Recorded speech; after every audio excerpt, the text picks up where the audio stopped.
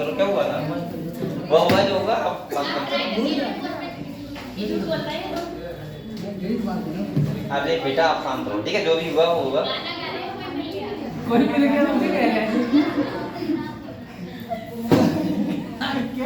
क्या बात है, चलो कोई बात नहीं, तो ये क्लास में आप लोग पहले ये बताओ मुझे, आज हम लोग सब लोग 12th की बुक लेके आए हो? इसीलिए मैंने ग्रुप में मैसेज डाला था कि आज हम लोग क्या पढ़ेंगे, जेनेटिक्स, ठीक है? चलो किताब निकालो।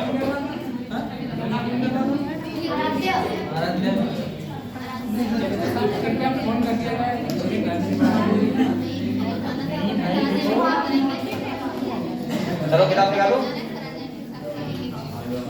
सब लोग 12th की किताब लेके आए हो? ऐसे कितने बच्चे जिनके पास किताब नहीं है? भूल गए? और कितने बच्चे जो भूल गए? तुम भी भूल गए?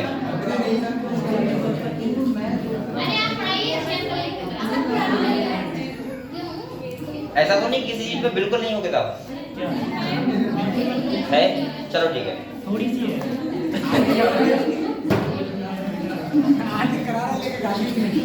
चलो बेटा बातें तो मत करो, उसको शांत हो जाओ। नहीं बनता शांत हो।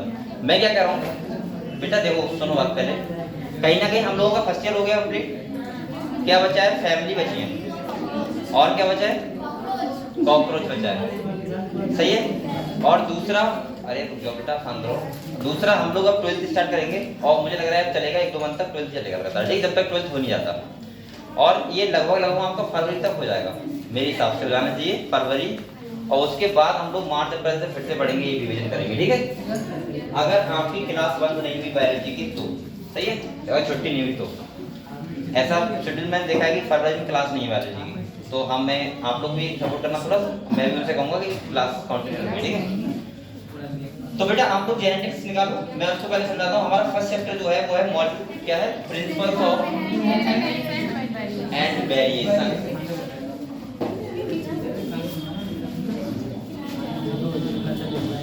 तो पहले हम लोग समझते हैं जेनेटिक्स में हमको पढ़ना क्या है, ठीक है?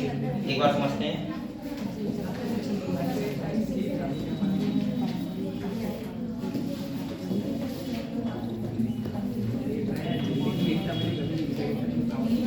जेनेटिक्स, ये सबसे पहले तो मैं कहूंगा कि ये बहुत इंपॉर्टेंट यूनिट है। यहाँ से मैंने कहा था 12th से 2 यूनिट है, इसमें सबसे ज्यादा क्वेश्चन आते हैं। एक कौन सा है बेटा? एक है बायोटेक्नोलॉजी, एक है जेनेटिक्स, सही है? अब मैंने ये भी बोला था आप लोगों को कि अगर आप लोगों का बायोटेक्नोलॉजी और जेनेटिक्स और ह्यूमन फिजियोलॉजी और प्लांट फिजियोलॉजी अगर कंप्लीट हैं तो इसका मतलब ये है कि आप बच्चे का से तैयार हो, सही है? और आपकी बायोलॉजी बहुत अच्छी पकड़ हो सकती है। तो प्लांट फिजियोलॉजी का तो मैं टेस्ट ले ही रहा हूँ अभी, और इसके बाद पूरा अब जो टेस्ट होंगे वो पूरा first year, complete first year आएगा। कोई भी चैप्टर नहीं, कोई भी कुछ नहीं, आप लोग तैयार करो, सही है? जो भी टेस्ट अगले होंगे तो हम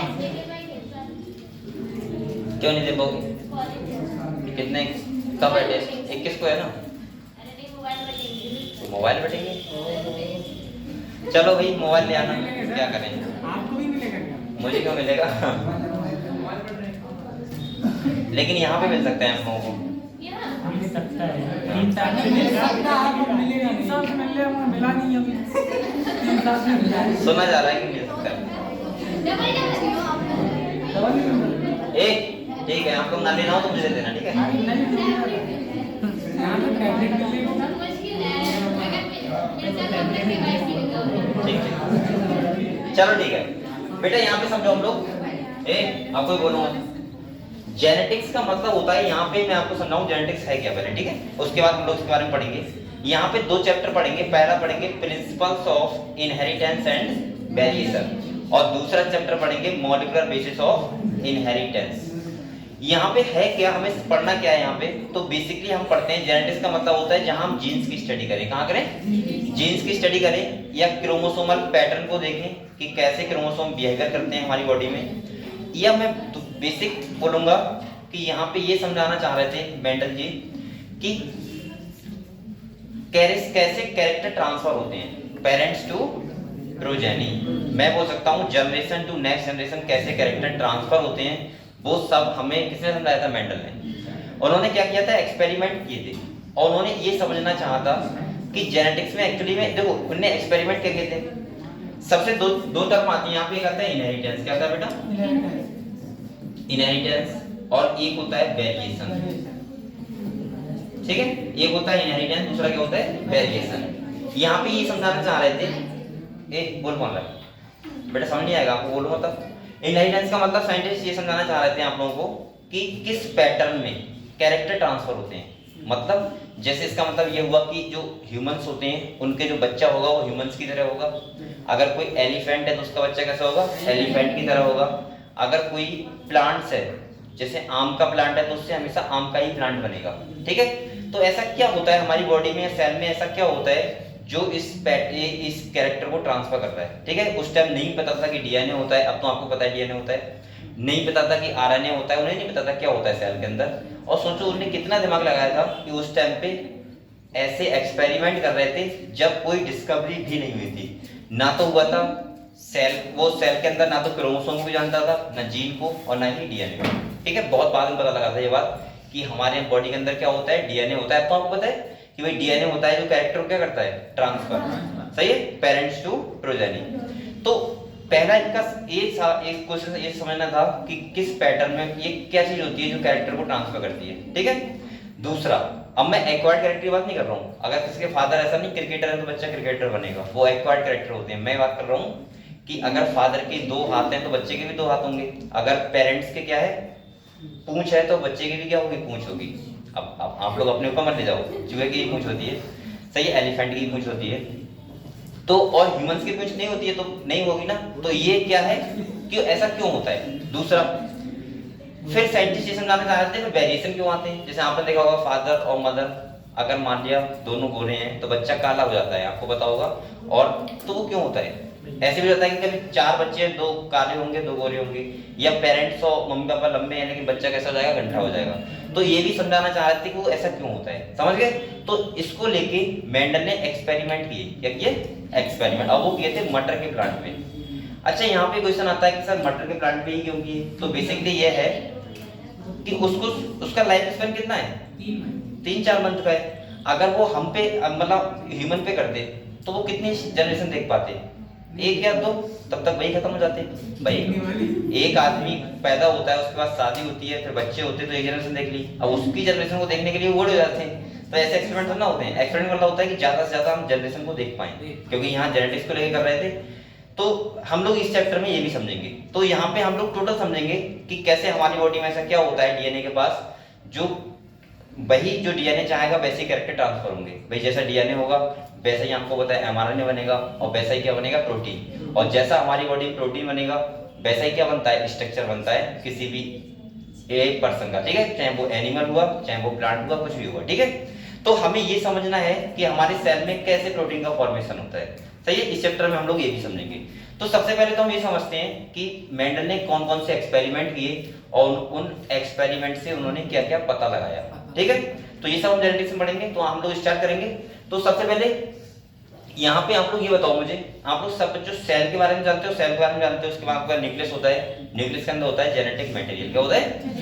आपको पता है हम लोग जेनेटिक मटेरियल बेसिकली हमारे अंदर क्या होता है? डीएनए होता है। और कुछ ऐसे वायरस भी होते हैं जिनके पास आरएनए भी होता है। तो आरएनए और डीएनए को हम बोल सकते हैं कि हमारे बॉडी में किसकी तरह वर्क करते हैं? जेनेटिक मटेरियल की तरह। जेनेटिक मटेरियल को सिंपल से हम भाषा में बोल सकते हैं कि वो डीएनए आरएनए जो ट्रांसफर करे कैरेक्टर को किसमें, यानी कि पेरेंट्स टू प्रोजेनी, मतलब बच्चों में। तो यहाँ पे समझे जेनेटिक्स के लिए। तो आप लोग किताब में से निकालो, स्टार्टिंग कुछ पढ़ते हैं, फिर मैं एक्सपेरिमेंट आपको समझाऊंगा कि क्या कौन कौन सा एक्सपेरिमेंट कैसे हुआ था।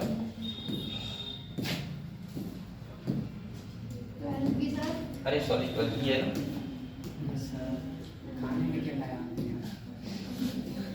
मैंने क्या होगा? यस,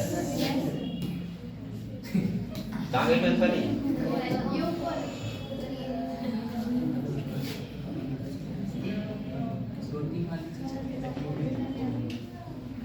ओपन करने के लिए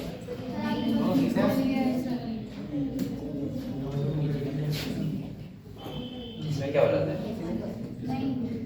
पहले रुको, ये सब हटा दें।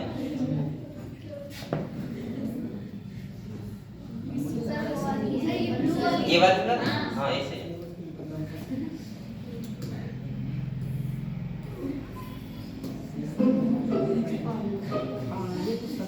Hey thumb, why do you feel so drained? I keep scrolling all day, but I feel empty inside.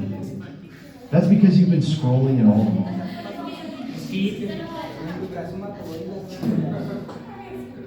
उंगली लगा दो सर। चलो बेटा यहाँ पे समझो आपको, हम लोग पढ़ेंगे क्या, principles of inheritance and variation. सही है, हम लोग समझेंगे इनहेरिटेंस का मतलब क्या होता है बेटा, मैं बार बार बता रहा हूँ आप लोगों को, कैरेक्टर का ट्रांसफर होना पेरेंट्स टू प्रोजेनी, या बोल सकता हूँ जनरेशन टू नेक्स्ट जनरेशन। दूसरा यहाँ पे वेरिएशन का मतलब क्या होता है, फिर वेरिएशन क्यों आते हैं, विभिन्नताएं। आपने देखा होगा कि यहाँ पे धरती पे बहुत सारी बायोडाइवर्सिटी है, तो हम बोल सकते हैं कि विभिन्नताएं कैसे आती हैं, किस पैटर्न को फॉलो करती हैं, वो सब हमें किसने समझाया था, मेंडल ने। तो यहाँ पे पढ़ें क्या क्या लिखा हुआ है, फिर स्टार्टिंग में हम लोग मेंडल लॉ पढ़ेंगे, इसके बाद इनहेरिटेंस ऑफ वन जीन पढ़ेंगे, एक जीन का एक कैरेक्टर को लेके कैसे ट्रांसफर किया हुआ था होता है कैरेक्टर, इसके बाद दो जीन पढ़ेंगे, सेक्स डिटरमिनेशन पढ़ेंगे, म्यूटेशन और जेनेटिक डिसऑर्डर।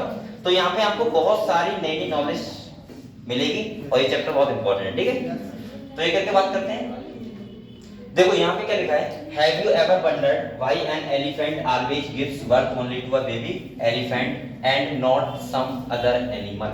आप लोग कभी ये सोचा होगा कि अगर कोई एलिफेंट है उसका बच्चा कैसा होता है, भाई एलिफेंट ही होता है, शेर सुनना हो जाएगा कभी, यहाँ मैं बोलता हूँ चूहा हो जाएगा, इसका मतलब चूहे का बच्चा कैसा होगा, चूहे की तरह होगा, और एलिफेंट का बच्चा एलिफेंट की तरह होगा। अगले कह रहा है बेटा, और भाई या mango seed form only a mango plant, यानी कि जो आम का प्लांट होता है वो ओनली क्या बनाता है, आम का ही प्लांट बनेगा, उससे किसी और का प्लांट नहीं बनेगा। अगले कह रहे हैं, given that they do are the offspring identical to their parents or do they show difference in some of their characteristic. आपको पता होगा कि पेरेंट्स की तरह उनके बच्चे होते हैं, ऑफस्प्रिंग का मतलब क्या बेटा, उनके बच्चे, वो किसकी तरह होते हैं, पेरेंट्स की तरह होते हैं, यानी कि यहाँ पे कह रहा है, फिर आपको ये भी पता होगा कि कुछ डिफरेंस भी होते हैं, भाई आप जैसे मैंने बताया था फादर लंबे होते हैं तो बच्चा कैसे जाता है, घंटे हो जाता है, तो ये डिफरेंसेस फिर क्यों होते हैं। अगले कह रहे देखो, have you ever wondered why siblings sometimes look too similar to each other or sometimes even so different, यानी कभी कभी क्या होता है कि सिबलिंग का मतलब क्या होता है, जो भाई भाई होते हैं वो बिल्कुल सेम होते हैं, कभी कभी क्या होते हैं, डिफरेंस होते हैं। तो ये सब आपको पढ़ने के लिए मिलेगा किसमें, जेनेटिक्स में। समझ गए आप लोग कैसे ऐसा होता है। अगले देखो कह रहा है, these and several related questions are dealt with scientifically in a branch of biology known as genetics। ये सारे क्वेश्चन का आपको अगर समझ में आएगा तो उस ब्रांच किसको पढ़ना पड़ेगा, जेनेटिक्स को, कि ऐसा क्यों होता है, ठीक है। और मुझे लग रहा है ये बायोलॉजी का एक बहुत इंपॉर्टेंट पार्ट है, इसे पढ़ना, क्योंकि अगर इसे नहीं पढ़ रहे हैं आप लोग तो इसका मतलब ये है कि बहुत सारे चैप्टर्स में हमारे वैसे डाउट रहते हैं कि ऐसा क्यों हो रहा होगा, ये प्रोटीन का फॉर्मेशन कैसे होता है। जैसे आपको पता है राइबोसोम को, आपको पता है राइबोसोम होता है, वो प्रोटीन सिंथेसिस करवाता है, लेकिन अब वो कैसे करवाता है वो यहाँ पे समझेंगे हम लोग। अभी तो आपने पढ़ लिया खाली कि प्रोटीन सिंथेसिस में हेल्प करता है बस, लेकिन कैसे करता है वो यहाँ पे समझेंगे। अगले कह रहा है बेटा, कह रहा है this subject deal with the inheritance. सही है, यहाँ पे हम लोग इनहेरिटेंस को पढ़ेंगे, और कह रहा है as well as the variation of character from parents to offspring, यानी कि पेरेंट्स से ऑफस्प्रिंग में कौन से कैरेक्टर होते हैं ट्रांसफर होते हैं और कौन से ऐसे होते हैं जो वेरिएशन आते हैं, ठीक है। अगले देखो कह रहा है inheritance is the process by which character are passed on from parents to progeny. Progeny मतलब होता है उनके बच्चे, इसको अंडरलाइन करो बेटा। कह रहा है it is the basis of heredity. सही है, ये किसको फॉलो करते हैं, हेरिडिटी का मतलब होता है वंशगति, जैसे बाबा वैसे फादर और वैसे उनके बच्चे। ऐसा तो नहीं कि बीच में कुछ और हो जाता है, ऐसा तो नहीं होता ना। सही है, अगले देखो कह रहा है variation is the degree by which progeny differ from there parents. और ये कह रहा है वेरिएशन का मतलब ये होता है कि बहुत सारे ऑफस्प्रिंग ऐसे होते हैं जो अपने पेरेंट्स की तरह नहीं होते हैं, तो ऐसा क्यों होता है, समझ गए आप लोग। आप लोगों के मन में बहुत सारे डाउट रहते होंगे, जैसे आपने देखा होगा कभी कभी मम्मी पापा काले, बच्चा एकदम गोरा हो गया, होता है ना, वो वेरिएशन है, ठीक है। ऐसा क्यों हो जाता है, इसके बाद ऐसा क्यों हुआ, अब डर तो लगता है ना कि अगर पेरेंट्स गोरे हैं तो बच्चा काला ना हो जाए, ऐसा लगता है, लगता है ये काले हैं तो गोरा ना हो जाए, मतलब डिफरेंस, वो वेरिएशन क्यों आते हैं वो भी हम यहाँ पे पढ़ेंगे। अगले देखो कह रहे human knew from as early as 8000 से 1000 BC that one of the causes of variation was hidden in sexual reproduction. एक बात सुनो, उस टाइम पे हम लोग ऐसा मानते थे कि जो ये वेरिएशन जो आते हैं, क्या आते हैं, वेरिएशन आते हैं, वो किस में छिपे हुए हैं, सेक्सुअल रिप्रोडक्शन में। और ये बात अब आपको समझ में आती होगी बड़े आराम से कि आपको पता है बेटा सेक्सुअल रिप्रोडक्शन में क्या होता है, मेल गैमीट बनते हैं और क्या बनता है, फीमेल गैमीट। अब जब मेल गैमीट है उसका जीनोम चेंज है, पूरा डीएनए चेंज है, और फीमेल गैमीट का डीएनए चेंज है, तो आप लोग बताओ कि बच्चे मेरी सर आएंगे नहीं आएंगे? क्योंकि आधे क्रोमोसोम किसके होते हैं, मम्मी से, और आधे एक क्रोमोसोम पापा से। और जो अगर एक पेरेंट्स से होता, एक पेरेंट्स का डीएनए होता तो बच्चा कैसा होता, बिल्कुल सेम। तो यहाँ पे उस टाइम पे ऐसा मानते थे, उस टाइम क्रोमोसोम जानते नहीं थे, गैमेट्स जानते नहीं थे क्या है ये, कैसा क्या है, क्रोमोसोम पैटर्न जानते थे किस पैटर्न फॉलो होता है, सेल डिवीजन को जानते होंगे, लेकिन उन्हें ये नहीं पता था कि क्रोमोसोम कैसे करके ट्रांसफर होते हैं। तो यहाँ पे अब जब ये स्टडी नहीं हुई थी तो यही मानेंगे कि सेक्सुअल रिप्रोडक्शन में क्या होता है, छिपा हुआ होता है क्या, वेरिएशन। आप लोग बताओ ये सेक्सुअल में क्या वेरिएशन आते हैं? नहीं आते हैं। नहीं, बिल्कुल जो पेरेंट्स होते हैं उनकी तरह बिल्कुल क्या होता है, प्रोजेनी। म्यूटेशन नहीं हो सकता? म्यूटेशन हो जाए हाँ तो हो सकता है, लेकिन नॉर्मली बात कर रहा हूँ तो म्यूटेशन तो एक मान सकते हो, लेकिन सेक्सुअल में बहुत जल्दी क्या होते हैं, वेरिएशन आते हैं। अगले दो बेटा, अगले कह रहे हैं they exploited the variation that were naturally present in the wild population of plant and animal to selectively breed and select for organisms that possess a desirable character, for example through artificial selection and domestication from ancestor wild cow।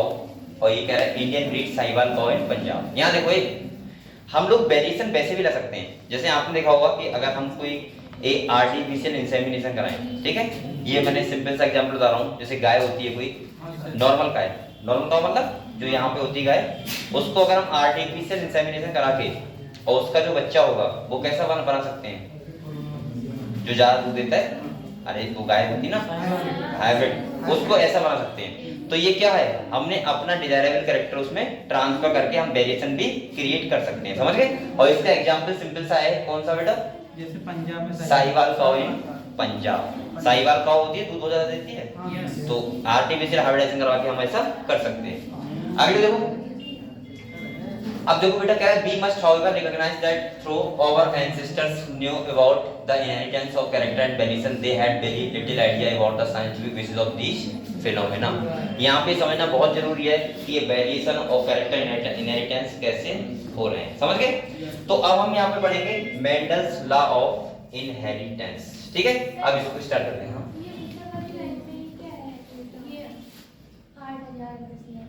उस time पे जो 8000 से 1000 BC से पहले, BC में होता है बहुत पहले, मतलब शताब्दी बोलते हैं हिंदी में, शताब्दी, उस शताब्दी में, हाँ ईसा पूर्व हिंदी बोल सकते हैं, सही है। उस टाइम पे मानते थे कि जो सेक्सुअल रिप्रोडक्शन होता है वेरिएशन उसमें हिडन होते हैं। उस टाइम उन्हें नहीं पता था कि गैप में क्रोमोसोम क्या होते हैं, कैसे पैटर्न फॉलो करते हैं क्रोमोसोम, ये सब, ठीक है। तो आप लोग आते हैं मेंडल्स लॉ ऑफ इनहेरिटेंस पे, तो पढ़े इसे? नहीं सर, ये पांच है।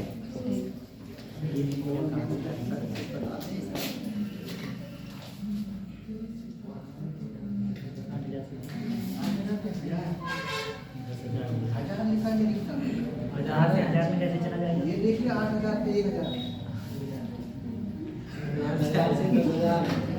अरे हजार है यार।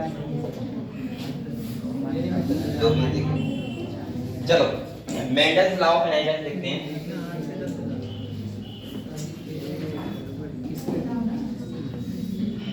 देखो यहाँ पे कुछ चीज समझो पहले। सबसे पहले मेंडल्स एक साइंटिस्ट थे, इन्हें बोलते हैं फादर ऑफ जेनेटिक्स। क्या बोलते हैं? Father of genetics. किसको? मेंडल। पहले आप लोग ये समझो, मेंडल ने क्या किया था, गार्डन बी लिया था। क्या लिया था?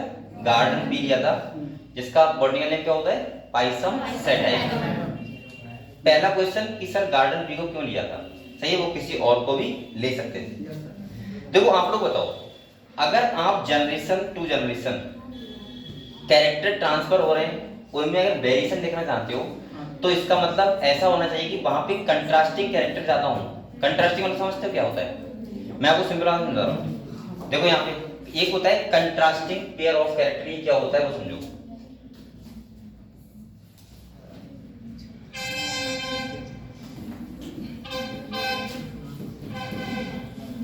इसका मतलब पता है क्या होता है कंट्रास्टिंग कैरेक्टर का? इसका मतलब ये होता है कि ऐसे कैरेक्टर जो पेयर में हो।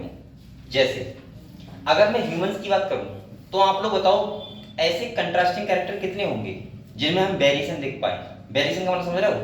एक डोमिनेंट हो और एक रिसेसिव हो। मतलब जैसे कलर हो गया, अगर मैं जैसे व्हाइट कलर ले लूं तो डोमिनेंट ले लूं और रिसेसिव कलर लूं ब्लैक कलर हो सकता है, सही है। दूसरा बताओ, हाइट, थर्ड मोटा पतला नहीं है, कैरेक्टर मोटा नहीं पतला नहीं चलता है, है, ये कैरेक्टर नहीं है ना, हाँ कंट्रास्टिंग कैरेक्टर नहीं है।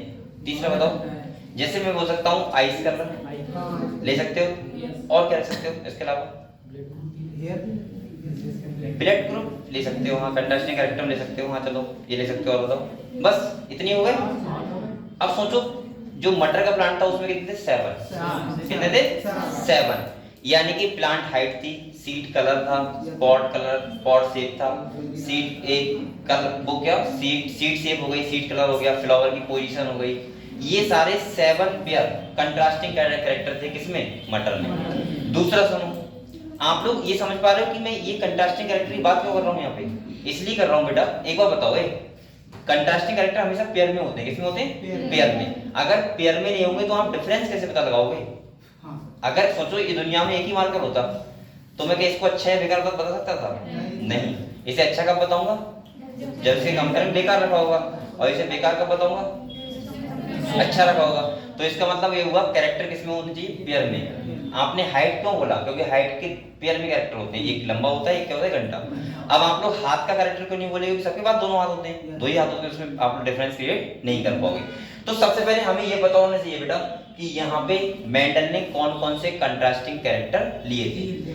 दूसरा सुनो, एक यहाँ पे टर्म आएगी डोमिनेंट और दूसरा आएगा रिसेसिव। क्या आएगा, यानी कि जब पेयर में कैरेक्टर होते हैं तो उसमें एक होता है डोमिनेंस शो करता है, दूसरा क्या होता है, रिसेसिव। इसका मतलब क्या होता है, देखो जैसे सपोज मानो कि अगर कोई प्लांट है, कैसे है, और वो टॉल मतलब लंबा है प्लांट, तो इसका मतलब ये हुआ कि उसका एक डोमिनेंस केस है। कौन सा है, डोमिनेंस, यानी कि उसका वो जीन है उसके पास जो डोमिनेंसी शो कर रहा है, इससे वो क्या है, लंबा है। अगर कोई घंटा है, मान ली बोना है, तो उसका मतलब ये है कि उसका बोना क्या शो कर रहा है, डोमिनेंसी।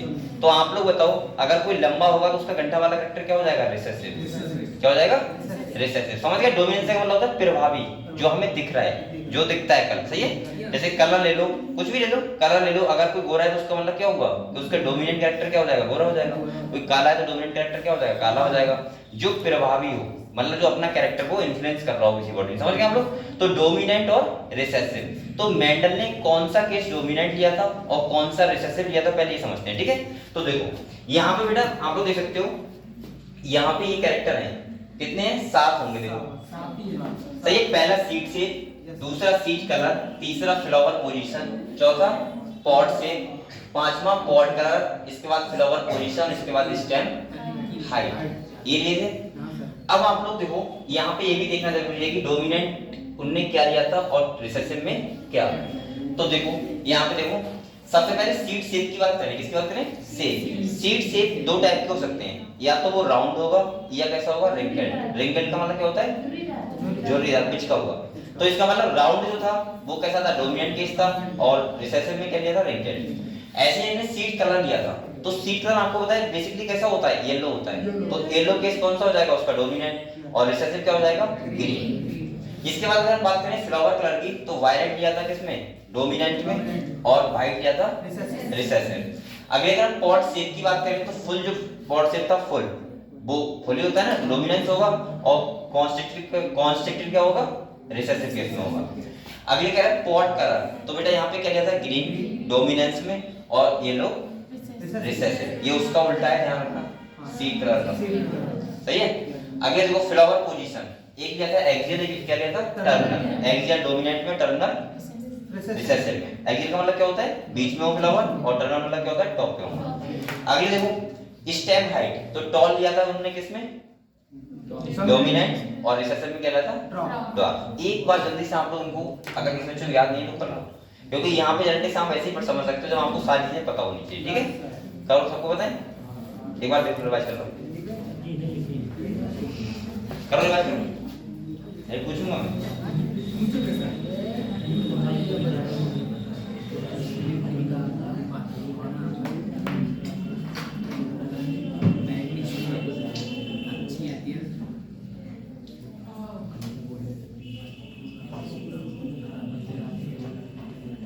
अब सब बच्चों के पेपर हो गए, तुम लोग कितने पेपर बचे हैं अभी? 2 तुम लोगों के जेएमपी वालों 2 बचे हैं। एक कब है? कल है। और फिर कब है? फिर हो गए, मतलब कल निकल रहा है तो भैया।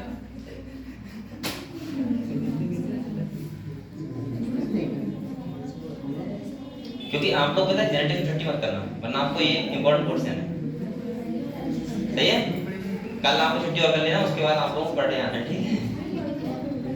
परसों नहीं होगी, परसों क्या है ऐसा? और तुम लोगों के पेपर कितने बचे हैं? एक बचा है, बस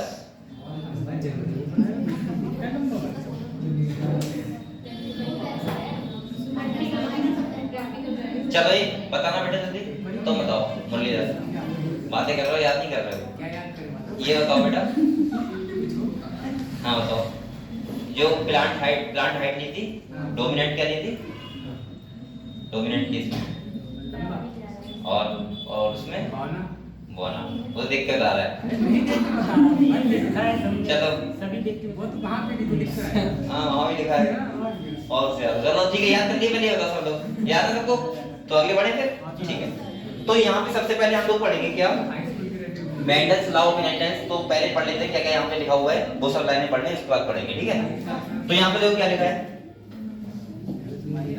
कह रहा है it was during the mid 19th century that a headway was made in the understanding of inheritance। ये उस टाइम का टाइम है, 19th सेंचुरी की बात है, जब मेंडल समझना चाह रहे थे कि इनहेरिटेंस कैसे होता है, सही है, किस पैटर्न को इनहेरिटेंस फॉलो करता है। अगले कह रहे Gregor Mendel conducted hybridization experiment on garden pea, किस पे किया था उन्होंने? गार्डन पी पे किया था। और कह रहा है फॉर 7 ईयर, सोचो 7 साल एक्सपेरिमेंट किए, और वो भी जब उन्हें कोई पता ना हो, कुछ पता ना हो, ना जीन्स के बारे में पता था, ना डीएनए के बारे में पता था, ना सेल के अंदर उन्हें बहुत ज्यादा स्टडी की थी। वो एक होता नहीं है नॉर्मल तरीके से, खाली ये देखना चाह रहे थे। ये कितना सोचो कितना क्रिटिकल बात है कि उस टाइम पे ऐसा एक्सपेरिमेंट करना। आप लोगों से कहा जाए तो अभी आप नहीं कर पाओगे एक्सपेरिमेंट, और वो उस टाइम सोचो 7 साल खेतों में रहे होंगे, कितना ज्यादा है ना अपने आप। अरे जो भी था वो, लेकिन बेटा वो एक्सपेरिमेंट तो कर रहे थे ना। अभी आप लोग करने लगोगे एक्सपेरिमेंट तो आपके घर वाले कहते हैं कि अभी क्या बात तुम कर रहे हो, इसमें गन्ना लगा देते हैं। सब वो भी 7 साल की वजह से, तो ऐसे कोई अरे जो भी थे, लेकिन उन्होंने किया तो मैं बताना चाह रहा हूँ। और दूसरा मैं बता रहा हूँ आप लोगों को कि एक चीज को कांस्टेंट करना 7 साल, ये अपने आप में बहुत बड़ी चीज होती है। तभी तो हम लोग नाम लेते हैं फादर ऑफ जेनेटिक्स, लेकिन सोचते नहीं कि उन्होंने कितना मेहनत किया था। सही है, एक दिन में कोई महान नहीं बन जाता कि आप सोचो एक साल में हम महान बन जाए, एक साल नहीं बनोगे। आप लोगों को लगातार मेहनत करनी पड़ेगी, तब जाके आप लोग कहीं पे महान बनोगे, ठीक है? चलो अगले देखते हैं। हाँ ठीक है बेटा, इस पे भी वो है गार्डन भी फॉर 7 ईयर 1856 से 1863। बेटा एक बात ध्यान रखना, यहाँ पे इस चैप्टर से क्वेश्चन बहुत पूछे जाते हैं, इसलिए हर लाइन में पढ़ो। अगले कह रहे हैं and proposed the law of inheritance in living organism. सही है, कह रहे हैं इन्होंने लॉ ऑफ इनहेरिटेंस दिया था किसमें? लिविंग ऑर्गेनिज्म में, यानी कि कैसे कैरेक्टर ट्रांसफर होते हैं पेरेंट्स टू प्रोजेनी। अगले कह रहे हैं during Mendel's investigation into the inheritance pattern it was for the first time that statistical analysis and mathematical logic were applied to problems in biology। ये पहली बार ऐसा हुआ था कि बायोलॉजी में इन्होंने मैथ का यूज किया था, और इसीलिए कोई इनकी बात पे यकीन नहीं कर रहा था कि बायोलॉजी मैथ मतलब तो अपने आप में वो हो गया ना, रेशियो वगैरह देखते हैं हम लोग, बहुत सारी चीजें देखते हैं, तो यहाँ मैथ का यूज हुआ था, तो लोगों को समझ ही नहीं आ रहा था कि ये बायोलॉजी चल रहा है क्या चल रहा है, ठीक है? अगले देखो क्या है, experiment had a large sampling size which give greater credibility to the data that is collected, also the confirmation of its interference बेटा बोलो मत inference from experiment on successive generation on its test plant proved that his result pointed to general rules of inheritance rather than being unsustained idea। Mendel investigation character in the garden plant that were manifested as two opposite trait। आपको पता है यहाँ बहुत सारी बातें ऐसी होंगी जो आपको समझ में बेस्ट समझ में आएंगी, ठीक है? ऐसी नहीं आएंगी। तो यहाँ पे क्या है, 2 ऑपोजिट ट्रेट लिया था, जैसे टॉल और ड्वार्फ, ऐसे इन्होंने लिया था येलो और ग्रीन सीड के लिए लिया था, अभी मैंने आपको बताया था। कह रहा है this allow him to set up a basic framework of rules governing Inheritance which was expanded on by later scientists to account for all the diverse natural observation and the complexity inherent in them. यहाँ पे simple सा कह रहा है कि इन्होंने जो experiment किए थे तो उन्होंने क्या लिया था, ट्रेट वो कंट्रास्टिंग कैरेक्टर लिए थे जो किसमें थे, पेयर में। और पेयर में क्यों लिए थे, जिससे कि हम डिफरेंस क्रिएट कर पाए कि अगर कोई टॉल होगा तो ड्वार्फ होगा तो उसके जो ऑफस्प्रिंग होंगे वो कैसे होंगे, ठीक है, टॉल होंगे या फिर ड्वार्फ होंगे, ये समझने के लिए कह रहे हैं। Mendel conducted such artificial pollination cross pollination experiment using several true breeding plant.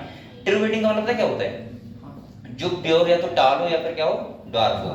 और दूसरा क्या है कि यहाँ पे उन्होंने क्रॉस पॉलिनेशन करवाया, भाई क्रॉस ही करवाएंगे, अगर सेम से कराएंगे तो फिर कैसे आएंगे, नहीं समझ में आपको। यहाँ देखो अगर एक प्लांट टॉल है और दूसरा कैसा है, ड्वार्फ है, सही है, तभी तो आप देख पाओगे कि जो F1 जनरेशन बनेगी नेक्स्ट वाली, उसमें कैसे होंगे प्लांट, टॉल होंगे या फिर ड्वार्फ होंगे। अगर वो सेल पॉलिनेशन करवाने चाहते तो फिर कैसे आएंगे, वेरिएशन नहीं आएंगे। अगले देखो तो यहाँ पे कह रहा है a true breeding line is one that having undergone continuous self pollination so the stable trait inheritance and expression for several generation. अगर सेल पॉलिनेशन होगा तो लगातार क्या होगा, सेम ट्रेट फॉलो होगी और सेम जनरेशन रहेगी। अगले कह रहा है बेटा Mendel selected 14 true breeding pea plant variety as pair which are were similar except for one character with contrasting trait. Some of the contrasting trait selected were smooth or wrinkled seed, ये तो आपको पता है। और कह रहा है इन कहां पे कह रहा है स्मूथ और रिंकल्ड मतलब भाई ना ट्रू ब्रीडिंग का मतलब होता है प्योर प्लांट। ऐसा नहीं कि जैसे जिसका हाँ जैसे ट्रू ब्रीडिंग का मतलब होता है ऐसे बोल सकता हूँ इस कैपिटल टी है तो वो कैसा होगा, प्लांट टॉल होगा, तो इसका मतलब पूरी तरीके से क्या होगा, टॉल होगा। ऐसा नहीं मतलब उसके अंदर जो अंदर एलिन है वो कैपिटल टी स्मॉल टी है,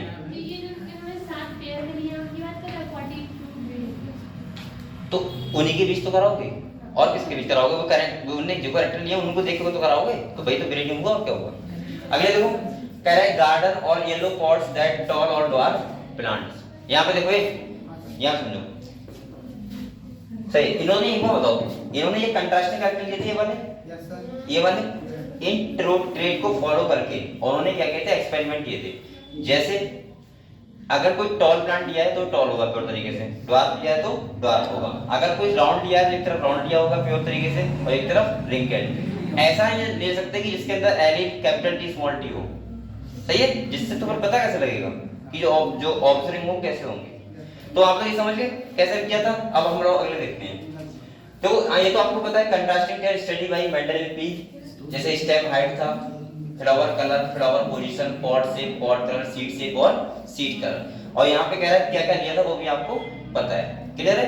यहाँ से क्वेश्चन आ चुका है एक बार नीट में, और यहाँ से बहुत सारे क्वेश्चन आते हैं लेकिन बेसिकली यहाँ से आया था, सही है। तो यहाँ तक ये। अब इसके बाद अगले एक्सपेरिमेंट पढ़ें। तो पहला जो होगा वो क्या होगा बेटा, इनहेरिटेंस ऑफ वन जीन। इसको क्या दूसरे नाम से क्या बोलते हैं, मोनोहाइब्रिड क्रॉस। तो पहले इसको मैं समझा रहा हूँ, जरा देखो।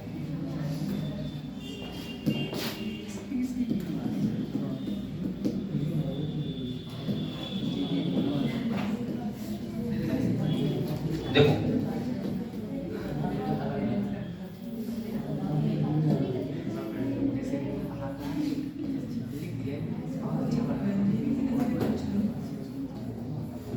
मोनोहाइब्रिड क्रॉस का मतलब क्या है, देखो समझो, पढ़े चलो समझते हैं।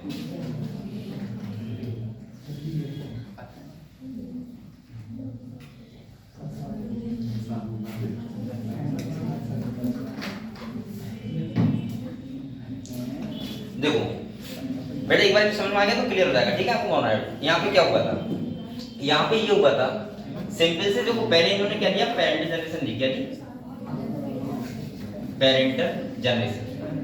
पेरेंटल जनरेशन का मतलब है कि इन्होंने एक पेरेंट को लिया टॉल, क्या लिया, और एक को क्या लिया, ड्वार्फ।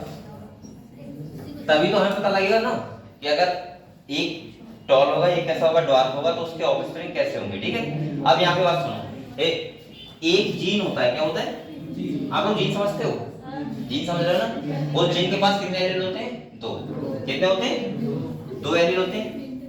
तो आप लोग पहले मैं कुछ चीजें समझा दूं। देखो पहला, अगर ऐसा कैपिटल टी है, सुनो, तो इसका मतलब प्योरली क्या होता है, टॉल। ये प्लांट कैसा होगा, पूरी तरीके से टॉल होगा। दूसरी बात सुनो, अगर कैपिटल टी स्मॉल टी है, अब सुनो इसको, अगर तुम इसका जीन देखो, ये हम क्या देख रहे हैं, जीनोटाइप देख रहे हैं, क्या देख रहे हैं, जीनोटाइप का मतलब पता है क्या होता है, अंदर कैसे एलीन है कैसे जीन है, ऐसा समझो। और फिनोटाइप का मतलब बेटा क्या होता है, जो हमें बाहर से दिखता है उसे बोलते हैं फिनोटाइप। भाई आपके अंदर कैसे एलीन है वो तो अंदर है ना, लेकिन यहाँ पे हम लोग अगर कोई सिंबल बना लें इस टाइप से और इसको टॉल मान लें तो हम लोग समझ पाएंगे कि क्या पैटर्न फॉलो हो रहा है। ये समझ में आया आपको। अब यहाँ पे देखो, ये कैपिटल टी स्मॉल टी है, अगर एक पहले समझो स्मॉल टी होगा तो वो कैसा होगा, ड्वार्फ कैसा होगा, और प्योर ड्वार्फ होगा कैसा होगा, प्योर ड्वार्फ, क्योंकि इसके अंदर एलीन दोनों कैसे हैं, स्मॉल टी और यहाँ पे कैपिटल टी दोनों एलीन है, तो इसका मतलब वो पूरी तरीके से क्या होगा, टॉल। आपको ये तो पता है कि किसी भी एनिमल या प्लांट्स में कोई भी कैरेक्टर इन्फ्लुएंस होता है तो उसको कौन कराते हैं, जीन कराते हैं, क्या कराते हैं, जीन्स। अगले देखो, अगले अगर मैं कहूँ कि कैपिटल टी स्मॉल टी है बेटा, ये कैसा होगा, 50% नहीं 50% टॉल है, देखो ये टॉल होगा। लेकिन एक बार बताओ मुझे, हमें ये दिखेगा तो टॉल, बाहर से वो क्या देगा, लेकिन आप लोग बताओ क्या इसके दोनों एलिमेंट कैपिटल टी है, एक एलिमेंट इसके अंदर कैसा है, स्मॉल, लेकिन बेटा स्मॉल टी यानी कि ये आपको पता है ड्वार्फ वाला कैरेक्टर किसमें जाता है, रिसेसिव में, तो इसीलिए यहाँ पे डोमिनेंसी फॉलो कौन कर रहा है, इसके ऊपर डोमिनेंसी कौन दिखा रहा है, कैपिटल टी, और इसीलिए कैसा है, यानी कि प्लांट कैसा है, कट। लेकिन इसके अंदर देखो जीनोटाइप तो कैसा है, एक एलिमेंट इसके अंदर बैठा हुआ है स्मॉल वाला, समझ गए। तो अब आप लोगों को ये समझ में आ गया, तो समझे फिर मोनाइट क्लॉक कैसे होगा, समझ गए। अगर कैपिटल टी तो टॉल, अगर स्मॉल टी तो ड्वार्फ, और अगर कैपिटल टी स्मॉल टी तो टॉल, यानी कि उसका फिनोटाइप टॉल होगा, लेकिन जीनोटाइप क्या होगा कि उसके अंदर एक एलिमेंट कैसा है, स्मॉल टी वाला, समझ गए आप लोग। ये होती है होमोजाइगस कंडीशन ये वाली, और ये वाली होती है हाइड्रोजाइगस कंडीशन। क्लियर हुआ क्या, सर ये वाली कंडीशन क्या है, अभी रुको,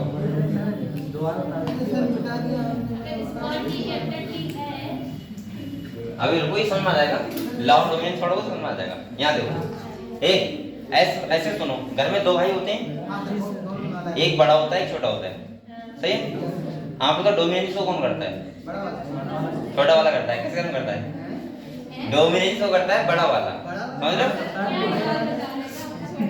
अच्छा ये देखो, अगर बड़ा भाई छोटा भाई है तो हमेशा बड़ा वाला भाई होगा डोमिनेंस होगा छोटे वाले के ऊपर, कैसे, जैसे उसने कह दिया तू वहां जा तो वो चला जाएगा, अब उस इतना इस लायक होनी चाहिए, ऐसा नहीं कि वो शैतान है तो कभी नहीं जाए। तो यहाँ पे देखो, अगर छोटा भाई उसे मानना पड़ता है कि ठीक है भैया कहने जाना चाहिए, ये काम करना चाहिए, तो मना कर रहे काम मत करो तो नहीं करेगा, तो डोमिनेंस को कौन कर रहा है, बड़ा। यहाँ आप समझो, अब सुन लो बेटा, ये समझ में समझ लो, आप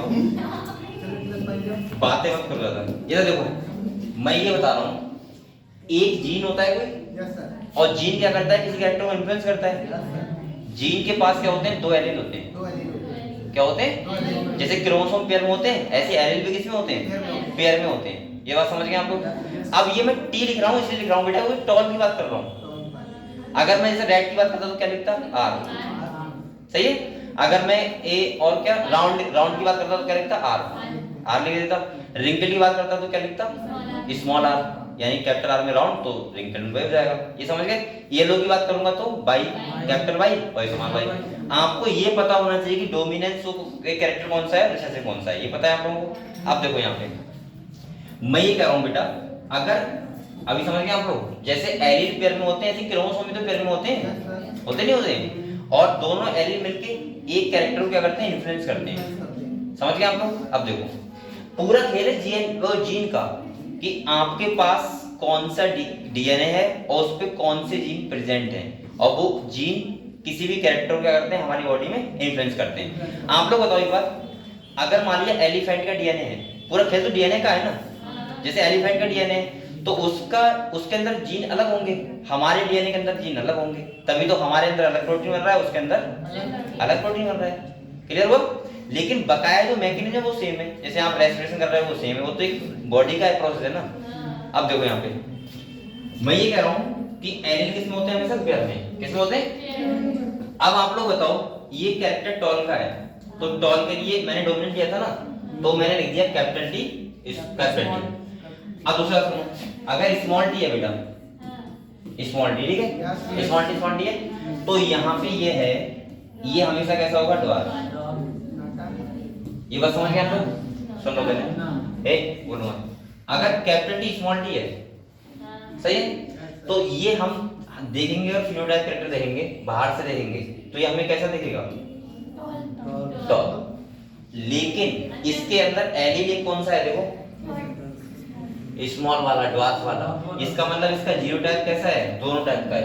अब आपको ऐसा नहीं आया तो आप सुनो, मान लिया, आपको समझ आ जाएगा, सुनो, किसी के फादर लंबे हैं, सही है, और मम्मी कैसी घंटी है, सही है। अब बच्चा कैसा हो गया, लंबा। बल्कि आप लोग ये भी तो बोल सकते हो कि जब आधे क्रोमोसोम पापा से आए हैं और आधे क्रोमोसोम किससे आए, मम्मी से आए, तो आप लोग बताओ, तो वो कैसे होने चाहिए था बच्चा, बीच का, ना तो लंबा और ना ही घंटा, लेकिन वो कैसा है, लंबा। अब ध्यान सुनना, इसका मतलब ये होगा, अब वो लंबा दिख रहा है, दिख तो लंबा रहा है, अब उसकी शादी किसी लंबी लड़की से हुई, तो उसका बच्चा घंटा हो सकता है, क्योंकि उसके अंदर, ध्यान है, मम्मी वाला जो एक एलिल था वो उसके अंदर छुपा हुआ था। ये केस समझाने ना रहते हो, ऐसा समझ में?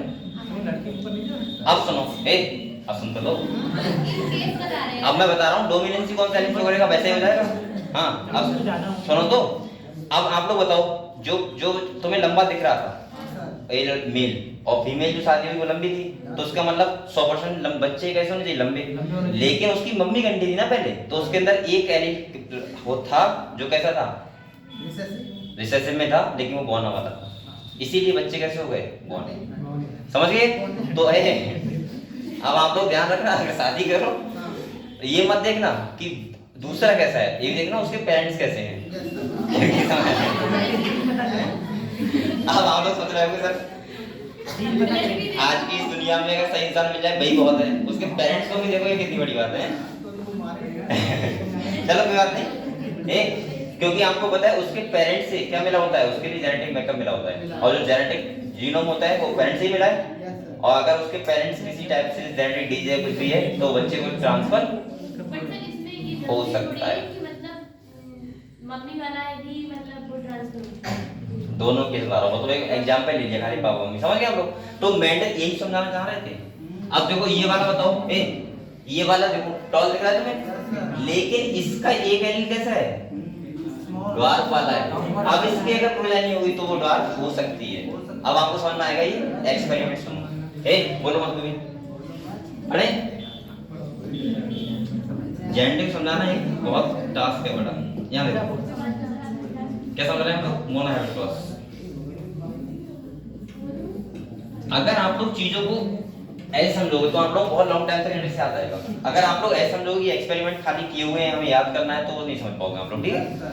अब देखो यहाँ पे क्या था, वही चीज आपको समझ में आ जाएगा, ठीक है? मैं उसको उससे रिलेट करके आपको बता रहा हूँ। याद देखो बेटा, थोड़ी देर की मत बोलो करो, पहले क्या लेंगे, पेरेंटल जनरेशन लेंगे, क्या लेंगे, पेरेंटल जनरेशन लेंगे, सही है? अब पेरेंटल जनरेशन मैंने क्या लिया, एक तरफ लिया टॉल और एक तरफ क्या लिया। अब ये मत कहना सर टॉल और ड्वार्फ क्यों लिया, क्योंकि हमें पैटर्न देखना है ना, किस पैटर्न को फॉलो कर रहा है, सही है? वरना हम टॉल टॉल लेते तो बच्चे टॉल होती है हमेशा। अब देखो दूसरी बात, इसके लिए मैंने क्या बनाना है बेटा, कैपिटल टी, और इसको क्या करना है, स्मॉल टी। ये मैं क्यों लिख रहा हूँ, क्योंकि मैंने कहा था एलिल किसमें होते हैं, पेयर में, सही है? तो मैंने दोनों एक पेयर के लिख लिए। अब देखो यहाँ पे बेटा सुन लो, यहाँ पे क्या बनाने, गैमीट। क्या बनाने, गैमीट बनेंगे। यहाँ लिख दो, आप लोग बताओ, तुम लोग हंस रहे हो, इधर देखो, गैमीट जब बनते हैं तो आप लोग बताओ सेल कैसा बनता है, हैप्लॉइड। कैसा बनता है, मतलब वन सेट पापा से और वन सेट मम्मी से, क्रोमोसोम का, ठीक है? तो हम भी यहाँ पे ऐसे ही कर ले रहे हैं, कैपिटल टी एक साइड में और कैपिटल टी अलग साइड, ऐसे यहाँ पे हम लोग कर ले रहे हैं, स्मॉल टी इधर और स्मॉल टी इधर। अब हमने गैमेट बना लिए, गैमेट का मतलब होता है, मान लिया मैंने 4 सेल बनी, जैसे 2 स्पर्म और 2 एग, सब कुछ मानो ऐसे, तो आपको पता होगा कोई भी स्पर्म किसी से फर्टिलाइज कर सकता है, तो हम दोनों चारों कंडीशन बना रहे हैं। देखो कैसे, इधर देखो बेटा, मैं एक बार इसका इससे कराऊंगा क्रॉस, तो बताओ क्या आएगा, ये तो आएगा, ये तो आएगा। अब देखो इसी का फिर एक बार मैं उससे करा के देख ले रहा हूँ, तो क्या आएगा, ये तो आएगा। दूसरी बात सुनो, अब इस वाले का मैं इससे करा के दिखा रहा हूँ, ठीक है, तो क्या आएगा, और इसका कराओगे इससे तो क्या आएगा। अब सुनो, ध्यान सुनना, यहाँ पे ये कौन जनरेशन है, F1, कौन सी है, F1 जनरेशन। अब यहाँ पे सुनो, अकॉर्डिंग टू मेंडल, जो मेंडल सोच रहे थे वो ये सोच रहे थे कि जब मैं एक पेरेंट्स ले रहा हूँ लंबा और 1% पेरेंट्स ले रहा हूँ बोना, बच्चे जो होंगे F1 जनरेशन में, प्लांट जो हमें मिलेंगे, यहाँ प्लांट की बात करेंगे, वैसे मैं आपको एनिमल से रिलेट करके बता रहा हूँ। अगर यहाँ पे जो बच्चे होने चाहिए वो आधे बच्चे कैसे हो, लंबे, और आधे बच्चे कैसे हो, गंठे, ये तो होना चाहिए, ये तो होना चाहिए। लेकिन जब इन्होंने देखा तो सारे ही प्लांट कैसे थे, टॉल थे। यहाँ पे चक्कर में पड़े कि सारे प्लांट टॉल कैसे हो गए, क्योंकि ड्वार्फ एक पेरेंट लिया था ना हमने, बोरा टाइप का, और ये कंडीशन कैसी मिली थी ना, हेटेरोजाइगस, कैसी मिली थी। अब यहाँ पे समझना, यही तो ये चाह रहे थे कि जब मैंने एक पेरेंट्स का लिया टॉल लिया और एक पेरेंट्स का लिया ड्वार्फ लिया, बोना लिया, और बच्चे सारे कैसे हो गए, लंबे, यानी कि सारे प्लांट्स जो बने वो कैसे बने, लंबे। ये वही सा हो गया कि जैसे अगर हम यहाँ देखें तो एक पेरेंट्स हमने ले लिया लंबा, एक ले लिया गंडा, और बच्चे सारे कैसे हो गए, लंबे। अब ठीक है, अब इन्हें समझ नहीं आया तो इन्होंने क्या करवाई, इन्हीं के बीच सेल्फिंग करा दी। सेल्फिंग का मतलब होता है इन्हीं का इन्हीं से क्रॉस करा दिया, जिससे ये समझ आ रहे थे कि गंठा वाला कैरेक्टर कहाँ गया, वो क्यों नहीं आ रहा है, समझ गए हम लोग। और जब सेल्फिंग कराओगे आप लोग बताओ, तो यहाँ पे मैं कैपिटल टी स्मॉल टी लूंगा, और इस साइड में भी क्या लूंगा, ये तो लूंगा। अब मैं इनके क्या बनाऊंगा, फिर से गैमेट, तो कैपिटल टी स्मॉल टी और कैपिटल टी स्मॉल टी, ये ले लिया मैंने। ये कौन, ये क्या है, पेरेंट जनरेशन हो गई ना, सेल्फिंग करा रहे हैं ना।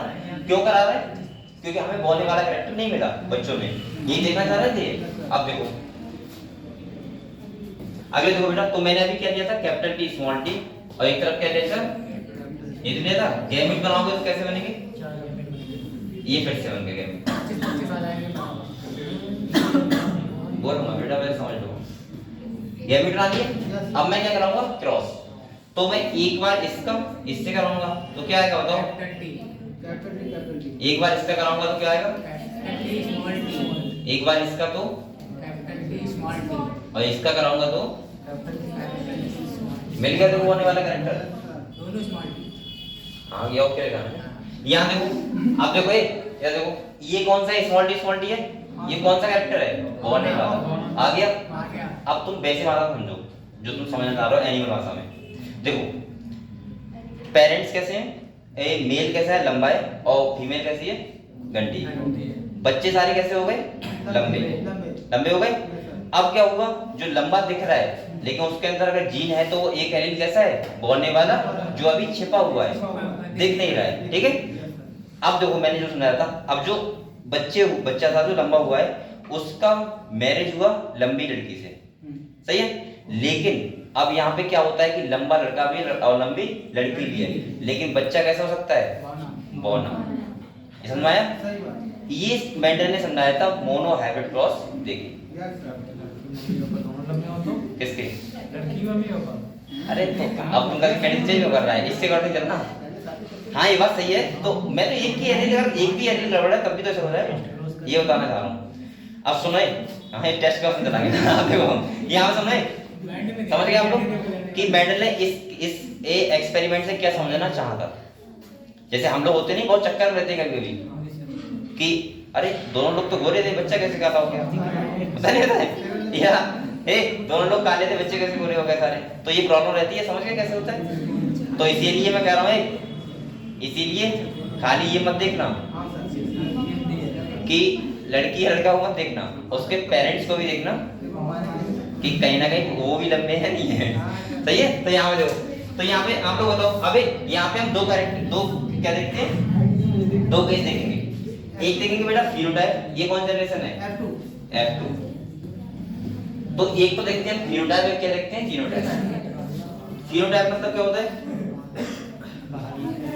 जिन्हें आंखों से देखा बाहर से देखना, और जीनोटाइप मतलब इंटरनल, यानी उनके अंदर जीन्स कैसे हैं।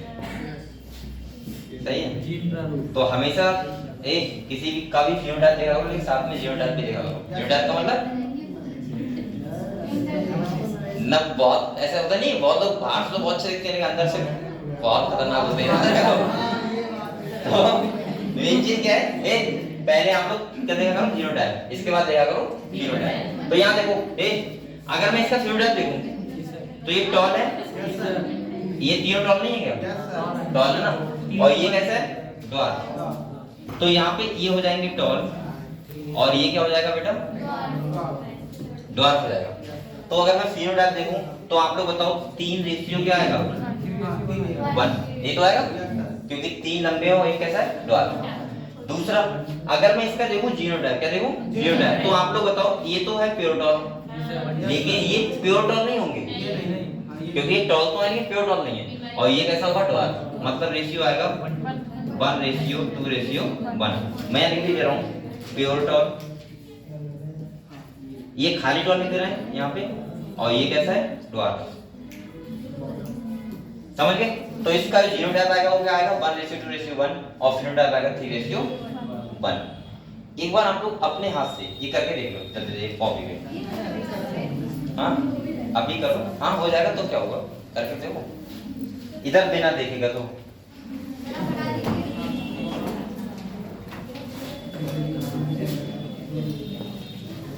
अभी मैं चेक करूंगा।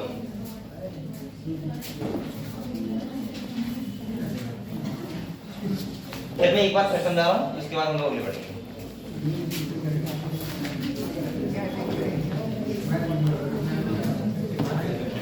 करना है।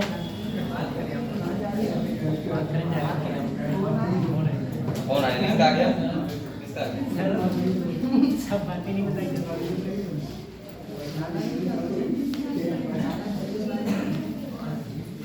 जेंटिस को मैं आपको ऐसा कर दूंगा, बिल्कुल एक क्वेश्चन गलत नहीं हटा दूंगा।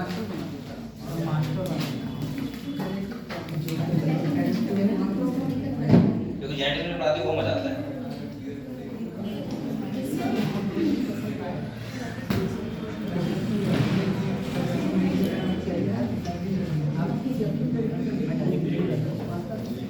हाँ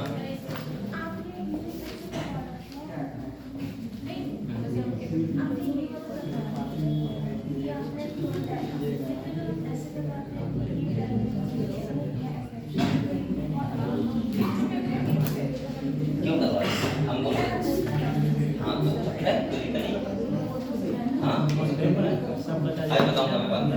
अभी पहले ये वाला बनाओ, दो ही बनवाया है। नेटवर्क क्या करेंगे? कौन सा कराएगा? बाबू चला बेटा, हाथ चला लो, ज़्यादा चलाओ नहीं खा किताब रहा। में सही कैसा रहेगा? तुम कैसे बैठी हो? आता है? जियो में करा दे, एयरटेल में चला दो। जेंट्स बच्चों को हाँ ये क्या दिक्कत है इसमें?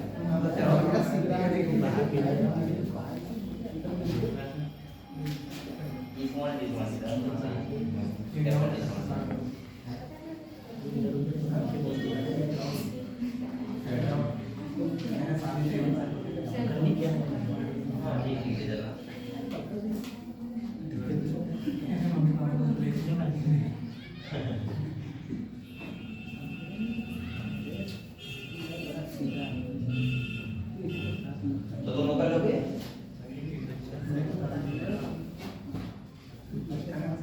क्या लगता है?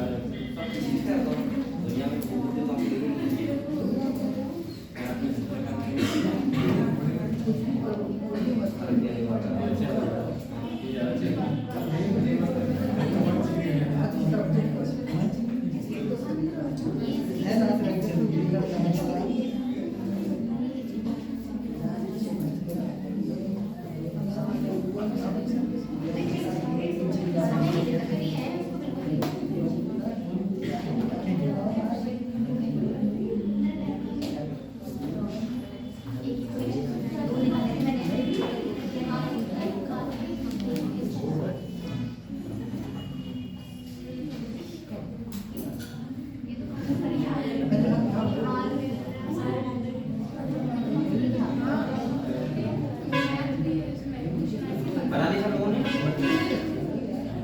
बना लिया? चलो ठीक है। अब आप लोग एक बात सुनो मेरी, ये वाला क्लियर हुआ आप लोग? पहले बताओ, सब लोग क्लियर हुआ? ठीक है। तो यहाँ पे मोनोहाइब्रिड क्रॉस का मतलब होता है सिंपल सा एक कैरेक्टर को लेके क्रॉस कराना, ठीक है? उसको बोलते हैं मोनोहाइब्रिड क्रॉस। इसीलिए इसका नाम दूसरा क्या है? Inheritance of one gene. One gene का मतलब किसी एक कैरेक्टर को लेके इनहेरिटेंस देखना कि वो कैसे करके इनहेरिटेड कैरेक्टर हो रहे हैं। एक बार फिर मैं दोबारा समझा रहा हूँ, कुछ बच्चों को हो सकता है जेनेटिक्स कमजोर हो। देखो बेटा यहाँ पे देखो, सबसे पहले मोनोहाइब्रिड क्रॉस का मतलब सुन लो सब लोग। मोनोहाइब्रिड का क्रॉस का मतलब क्या था कि सिंगल जीन को लेके इनहेरिटेंस फॉलो को पैटर्न को देखना, ठीक है? मेंडल का मकसद था।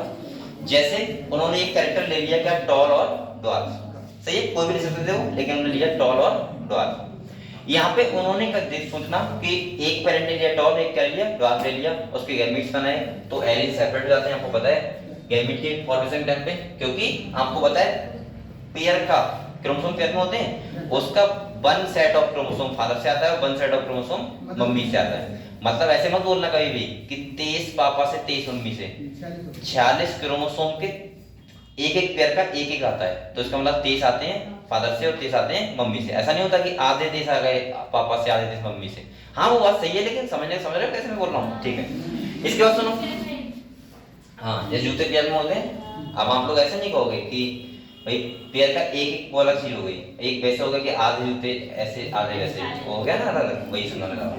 यहाँ पे देखो बहुत बच्चे ये भी समझते होंगे कि 23 आधे आ जाते हैं, अरे लेकिन पेयर का वन सेट एक आता है खाली, समझ रहे? होमोलोगस क्रोमोसोम होते हैं वो, हम लोग बोलते हैं ना क्रोमोसोम, इसलिए एक पेयर, दो पेयर, तीन पेयर। इसलिए मैं ये भी बताता हूँ कि आप लोग ज्यादा अच्छा बोलोगे तो ऐसे बोला करो 23 पेयर क्रोमोसोम होते हैं, ना कि ऐसा बोला करो 46 होते हैं। कितने बोला करो? 23 पेयर बोला करो, ठीक है? तो यहाँ पे देखो बेटा, यहाँ पे समझो। सबसे पहले पेरेंटल जनरेशन लिए टॉल और ड्वार्फ लिया, गैमीट बनाए, क्रॉस कराया, तो F1 जनरेशन में क्या मिला इन्हें? सारे प्लांट टॉल। क्या मिले? सारे प्लांट टॉल मिले। तो ये चक्कर में पड़ गया क्योंकि इन्हें ड्वार्फ वाला कैरेक्टर नहीं मिला, क्योंकि यही सोचना आ रहे थे ना ड्वार्फ वाला कहाँ गया कैरेक्टर। तो इसका मतलब इन्होंने सेल्फिंग कराई इन्हीं के बीच, तो क्या हो गया देखो यहाँ पे जब इन्होंने क्या करवाया बेटा, सेल क्या करे तो यहाँ पे मैं बोल सकता हूँ कि यहाँ पे सेल्फिंग कराई और यहाँ पे कैपिटल टी और उन्होंने क्या बनाया, गैमेट बनाया फिर से। और जब उन्होंने देखा तो उन्हें सेकंड जनरेशन में क्या मिल गया, ड्वार्फ वाला कैरेक्टर मिल गया। क्लियर हुआ? और यहाँ पे फिनोटाइपिक रेशियो 3:1 होता है और जीनोटाइपिक क्या होता है 1:2:1। फिनोटाइप का मतलब एक्सटर्नल अपीयरेंस कैसा दिख रहा है, और जीनोटाइप का मतलब जीन्स, यानी कि एलील उसके पास कैसे हैं। समझ गए आप लोग? तो ये था तुम्हारा क्या, मोनोहाइब्रिड क्रॉस, जो मेंडल ने इसको एक बार क्वेश्चन आता है पन्नी डिस्क्राइब क्या होता है, उस तरीके से आप लोग कर सकते हो। जैसे अगर यहाँ पे ऐसे बनाओगे, सही है, एक तरफ लो capital T small T, capital T small T, sorry capital T small T, capital T small T. इसमें क्या आएगा, capital T capital T, capital T small T, capital T small T, small T small T. समझ गए आप लोग? तो ऐसे भी आप लोग कर सकते हो, सही है। तो इसको बोलते हैं पन्नीट स्क्वायर। नीट में क्वेश्चन आया था एक बार, बस यही आता है खाली, पन्नीट स्क्वायर। हाँ ठीक है, ऐसे कर सकते हो। क्लियर हुआ? तो हम लोग उसको अब किताब में पढ़े। अब देखो इसमें किताब में क्या क्या लिखा हो इसी के बारे में, इसी के बारे में हर तरीके से उन्होंने हर एंगल समझाया है।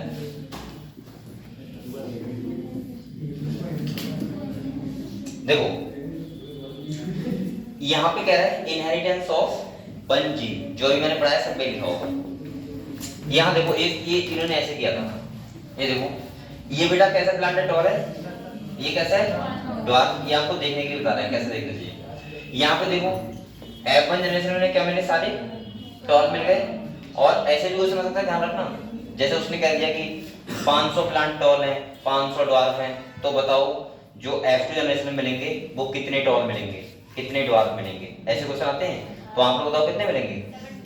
750 मिलेंगे तुम्हें टॉल और 250 मिलेंगे ड्वार्फ। ऐसे अगर वो कहने लगा कि F1 जनरेशन में कितने मिलेंगे, तो आप कितने बताओगे? सारे लंबे होंगे, घंटे एक भी नहीं होगा। तो आप लोग ऐसे चीजें ध्यान रखना है, ठीक है। तो यहाँ देखो पेरेंटल टॉल ड्वार्फ किया, F1 में सारे टॉल आए, सेल्फिंग कराई तो 3 टॉल और 1 ड्वार्फ आया। लेकिन ये टॉल तो में दिख रहे हैं, ये टॉल है नहीं, तो ये इनके अंदर दो के बीच क्या है? एक स्मॉल वाला एलिट बैठा हुआ है जो ड्वार्फ वाला है। समझ गए हम लोग? क्लियर हो बेटे? ठीक है। तो ये था तुम्हारा। अब देखो यहाँ पे क्या कर रहा है। अच्छा ये क्या कर रहा है बेटा? ये इमैस्कुलेशन की प्रोसेस होती है, सही है। अगर आप लोग बताओ, अगर आप लोग सेल पॉलिनेशन ना हो प्लांट में, तो आप उसके लिए क्या करोगे? मैं एंथर को हटा दो, और इन्हें तो क्रॉस करना था ना। अगर सेल करना ही नहीं था, इन्हें क्या करना था? क्रॉस। तो इसका मतलब ये सिंपल सा है कि यहाँ पे एंथर को हटाओ और जिससे करवा रहे हो उसके एंथर को रहने दो बस, ठीक है। तो हो जाएगा क्रॉस पॉलिनेशन। क्लियर हुआ? तो देखो यहाँ पे क्रॉस का मतलब क्या होता है? डिफरेंट प्लांट से डिफरेंट प्लांट का, सही है। तो देखो यहाँ पे क्या कह रहे हैं। अच्छा सेल्फ का मतलब आपको पता है फ्लावर जो होते हैं बाइसेक्सुअल होते हैं बेसिकली ना, तो वो अपने ही एंथर से अपने ही उसका हो जाता है। लेकिन हमें क्या करवाना है? दूसरे प्लांट का दूसरे प्लांट से, तो एक का एंथर कट कर दो बस। तो देखो यहाँ पे क्या कर रहे हैं, पढ़े? कह रहे let us take the example of one such hybridization experiment carried out by Mendel where he crossed tall or dwarf pea plant to study the inheritance of one gene। इन्होंने क्या किया? कुछ प्लांट लिए टॉल और कुछ क्या लिए? Dwarf लिए, और ये एक्सपेरिमेंट करने की सोच रहे हैं। तो देखो यहाँ पे क्या कह रहे हैं, हाँ सोच रहे हैं मतलब ये थे। he collected two seeds, देख लो ही, मैं उसी दुनिया में रहता हूँ ना, वो कौन दुनिया? मेंटल वाली दुनिया में। तो मुझे लग रहा है कि अगर उसमें जाना है आपको, वैसे ही आप लोग सोचा करो। ऐसे नहीं कि आप लोग रहे यहाँ पे रहे अभी पढ़ रहे चैप्टर, हम सोचो चैप्टर ही पढ़ रहे हैं बस, मतलब नहीं क्या पढ़ रहे हैं। क्या का मतलब होता है? क्या का मतलब ये होता है कि आप लोग उसी की लाइफ को समझना एक बार में, तो वो चीजें ज्यादा समझ आती है पढ़ने में, सही है। अब आप लोग ऐसा नहीं कर सकते। कुछ बच्चे होते हैं जैसे एनिमल किंगडम पढ़ रहे हैं, तो ये भी सोच रहे हैं कि सोच कुछ नहीं रहे हैं एनिमल किंगडम, बस ये भी समझो कि एनिमल्स के बारे में पढ़ना है बेटा, तो याद करने की क्या बात है। फिर आप लोग याद नहीं रहता, भूल जाते हैं ना चीजों को, रटते जाता हो। रटने का मतलब क्या होता है? हर चीज को रटना। कुछ चीजें समझने वाली होती है बायोलॉजी में, और कुछ चीजें नहीं, सभी बायोलॉजी समझने वाली चीजें हैं, सही है। तो रटना नहीं है। तो देखो यहाँ पे क्या कर रहे हैं, he collected the seeds, बेटा यहाँ देखो, he collected the seeds produced as a result of this cross and grew them to generate plant of the first hybrid generation। कह रहा है this generation is also called the, क्या बोला था हमने? F1 generation. क्या बोला था? F1। कह रहा है Mendel observe that all the F1 progeny plant were toll. कैसे थे सारे? सारे लंबे थे। और कह रहा है बेटा like one of the parent none were dwarf, कोई भी होना नहीं था। अगले कह रहा है he made similar observation for the other pair of trait. इन्होंने और भी ट्रेड ली तो उनमें भी सेम ऐसा ही मिला, सही है। एक कैरेक्टर नहीं मिल रहा था हमें फीमेल वाला। अगले कह रहा है बेटा फीमेल या मेल कुछ भी मान लो। अगले कह रहा है he found that the F1 always resemble either one of the parents and that the trait of the other parents was not seen in them। यानी कि उन्हें दोनों पेरेंट्स में से एक का कैरेक्टर मिल रहा था, दोनों के नहीं मिल रहे थे। मतलब या तो टॉल दिख रहा था उन्हें, ये क्या दिख रहा था? ड्वार्फ। लेकिन एक बात और है ना, ये उन्होंने कितना दिमाग लगाया सोचो, कि उन्होंने ये देख लिया कि हम टॉल के लिए कैपिटल टी लें, ड्वार्फ के लिए स्मॉल टी लें। भाई ये कोई आसान चीज सुनना है? ये भी सोचना एक बहुत बड़ी बात है ना, वरना अरे एक आदमी तो सोचता चला है छोड़ो क्या है एक्सपेरिमेंट में क्या रखा है, लेकिन उन्होंने करके फिर वो कितना अच्छा वो दिया। आगे देखो कह Mendel then self pollinated the tall apple plant and to his surprise found that in the F2 generation some of the offspring were dwarf। जब इन्होंने क्या किया, जब एक F1 जनरेशन के सारे टॉल प्लांट थे, उनके सीड के बीच जब प्लांट बड़ा हुआ तो उनसे जब उन्होंने क्या करवाया, पॉलिनेशन कराया, तो क्या हुआ, हम उन्हें देखने को मिला एक ड्वार्फ। तो उन्हें पता लगा कि ऐसे कैरेक्टर क्या होते हैं, ट्रांसफर होते हैं अगर किसी के अंदर डोमिनेंस वाला रिसेसिव वाला कोई एलील है तो वो उनके बच्चों में ट्रांसफर वो अपना डोमिनेंस शो कर सकता है। समझ गए आप लोग? क्यों शो कर सकता है बेटा? इसका भी रीजन है, क्योंकि जब आपको पता है पेयर ऑफ क्रोमोसोम जो होते हैं पेयर में होते हैं, एक गैमेट बनेगा कौन सा वाला? टॉल वाला, और ये गैमेट कौन सा बनेगा? द्वार। बेटा आपको पता है अब स्पर्म की अगर हम बात करें तो कितने होते हैं? 1 से 3 मिलियन होते हैं, उसमें आधे होते हैं एक्स वाले, आधे होते हैं वाई वाले। ऐसे यहाँ पे देख लो, एक स्पर्म बनेगा टॉल वाला और एक कैसा बनेगा? ड्वार्फ। अगर बच्चे में ड्वार्फ वाला और फीमेल का कोई सा भी हुआ फर्टिलाइज कर दिया तो बच्चा कैसा हो जाएगा? ड्वार्फ। और अगर टॉल वाला पहुंचा तो फिर से बच्चा कैसा होगा? टॉल। तो वो जनरेशन समझ जाएगी, ठीक है, समझ भी जाएगी। अगले देखो, अगले क्या रहता है? ए, तो आप लोग ये समझ गए ड्वार्फ वाला मिला सकते देखने को।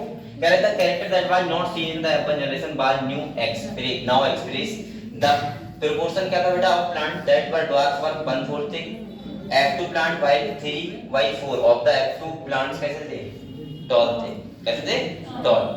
अगले कह रहे हैं and tall and dwarf trait were identical to their parents type and did not show any blending that is all the offspring were either tall or dwarf none were of in between height. एक बात और सुनो यहाँ पे ये बोल रहा है कि यहाँ पे ब्लेंडिंग शो नहीं हो रही। ब्लेंडिंग का मतलब होता है कि जो जैसे हम लोग लिंकेज मान सकते हैं, अगले पढ़ेंगे भी लिंकेज के बारे में। इन्हें कोई ब्लेंडिंग नहीं मिली। ब्लेंडिंग का मतलब है कि दो कैरेक्टर मतलब इन्हें वेरिएशन तभी तो आ रहे थे। अगर ब्लेंडिंग मिलती तो पेरेंट्स की तरह क्या हो जाता? बच्चा हो जाता आइडेंटिकल। और इन्हें रेशियो जहां रहते हैं वो रेशियो नहीं मिलता। समझ गए? तो ये अच्छी बात थी कि इन्हें लिंकेज भी नहीं मिली और यहाँ पे कोई ब्लेंडिंग भी शो नहीं हुई। वरना कैसे आप लोग बताओ? लिंकेज का मतलब मैंने बताया था जब कोई हमारे अंदर जो एलील होते हैं जब वो पास होते हैं तो वो क्या करते हैं? लिंकेज शो करते हैं। क्या करते हैं? लिंकेज का मतलब आपने देखा कभी कभी बच्चा जो होता है बिल्कुल वो कभी पेरेंट्स की तरह होगा। मतलब कैरेक्टर की बात नहीं कर रहा हूँ, देखने में। अभी जुड़वा बच्चे की बात नहीं कर रहा हूँ, फादर और बच्चे की बात कर रहा हूँ। होता नहीं शक्ल बिल्कुल लड़के को काफी की मिलती है। यहाँ पे भी होंगे नहीं जैसे अब मैंने ज्यादा तो मम्मी ने देखी है यहाँ पे, लेकिन मतलब सबकी नहीं देखी है, लेकिन नॉर्मली आपको पता है लड़कियां दिखती नहीं मम्मी की तरह दिखती हैं। नॉर्मली देख लो वैसे ही तो ठीक है चलो। तो मैंने ये देखा है बहुत। होता नहीं हम नानी घर से जाते हैं तो लोग कहते हैं अरे ये तो उनकी लड़की से मिसाल देख के जाते हैं। अरे सर जी तो ये देख के पहचान में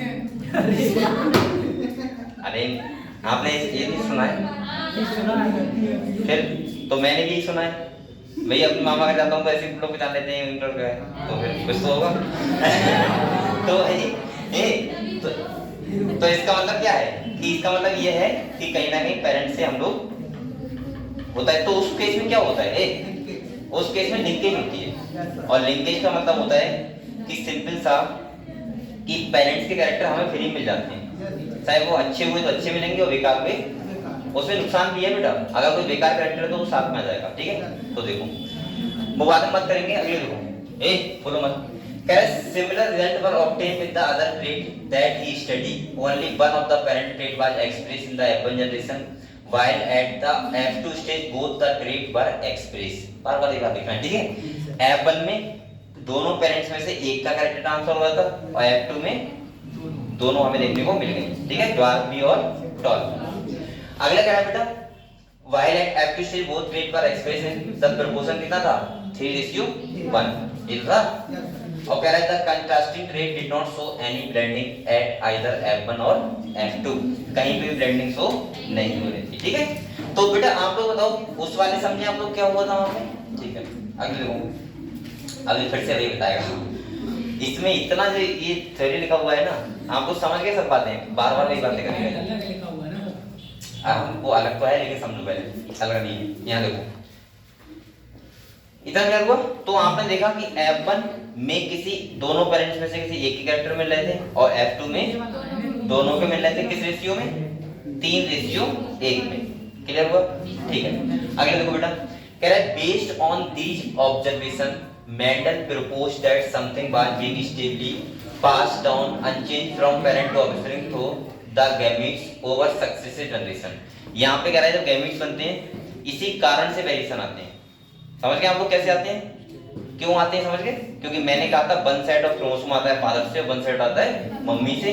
तो एक एलील मान लो पापा का, एक एलील मम्मी का। अब आप लोग बताओ तो इसका मतलब क्या होगा? वेरिएशन ही आएंगे, समझ गए? ठीक है। अगले कह रहा है over successful generation he called these thing as factor, nowadays we call them as gene. उन्होंने इस बात को पहले उन्होंने क्या बोला था? इसको फैक्टर बोला था, लेकिन अब क्या बोलते हैं हम लोग? जीन्स। सही है। तो जीन्स ही होते हैं डीएनए के पास जो क्या करते हैं? कैरेक्टर को इन्फ्लुएंस करते हैं। और मैं बोल सकता हूँ कि हमारी बॉडी में जो भी कैरेक्टर इस टाइप के होते हैं वो कैसे होते हैं? जैसे हमारे पास क्या होते हैं? जीन होते हैं। जीन समझ रहे हैं हम लोग क्या होता है? एक बार मैं जीन्स के बारे में बताऊँ थोड़ा सा, अगर ना पता हो बच्चों को तो, क्योंकि जीन्स का नाम बार बार आ रहा है। कितने बच्चों को पता है जीन्स के बारे में? बताना। अबे गलती इतने लोगों को नहीं पता है तो बोल क्यों नहीं रहे हो? खाली रट रहे हो जीन्स जीन्स बस। यहाँ देखो, सुनो,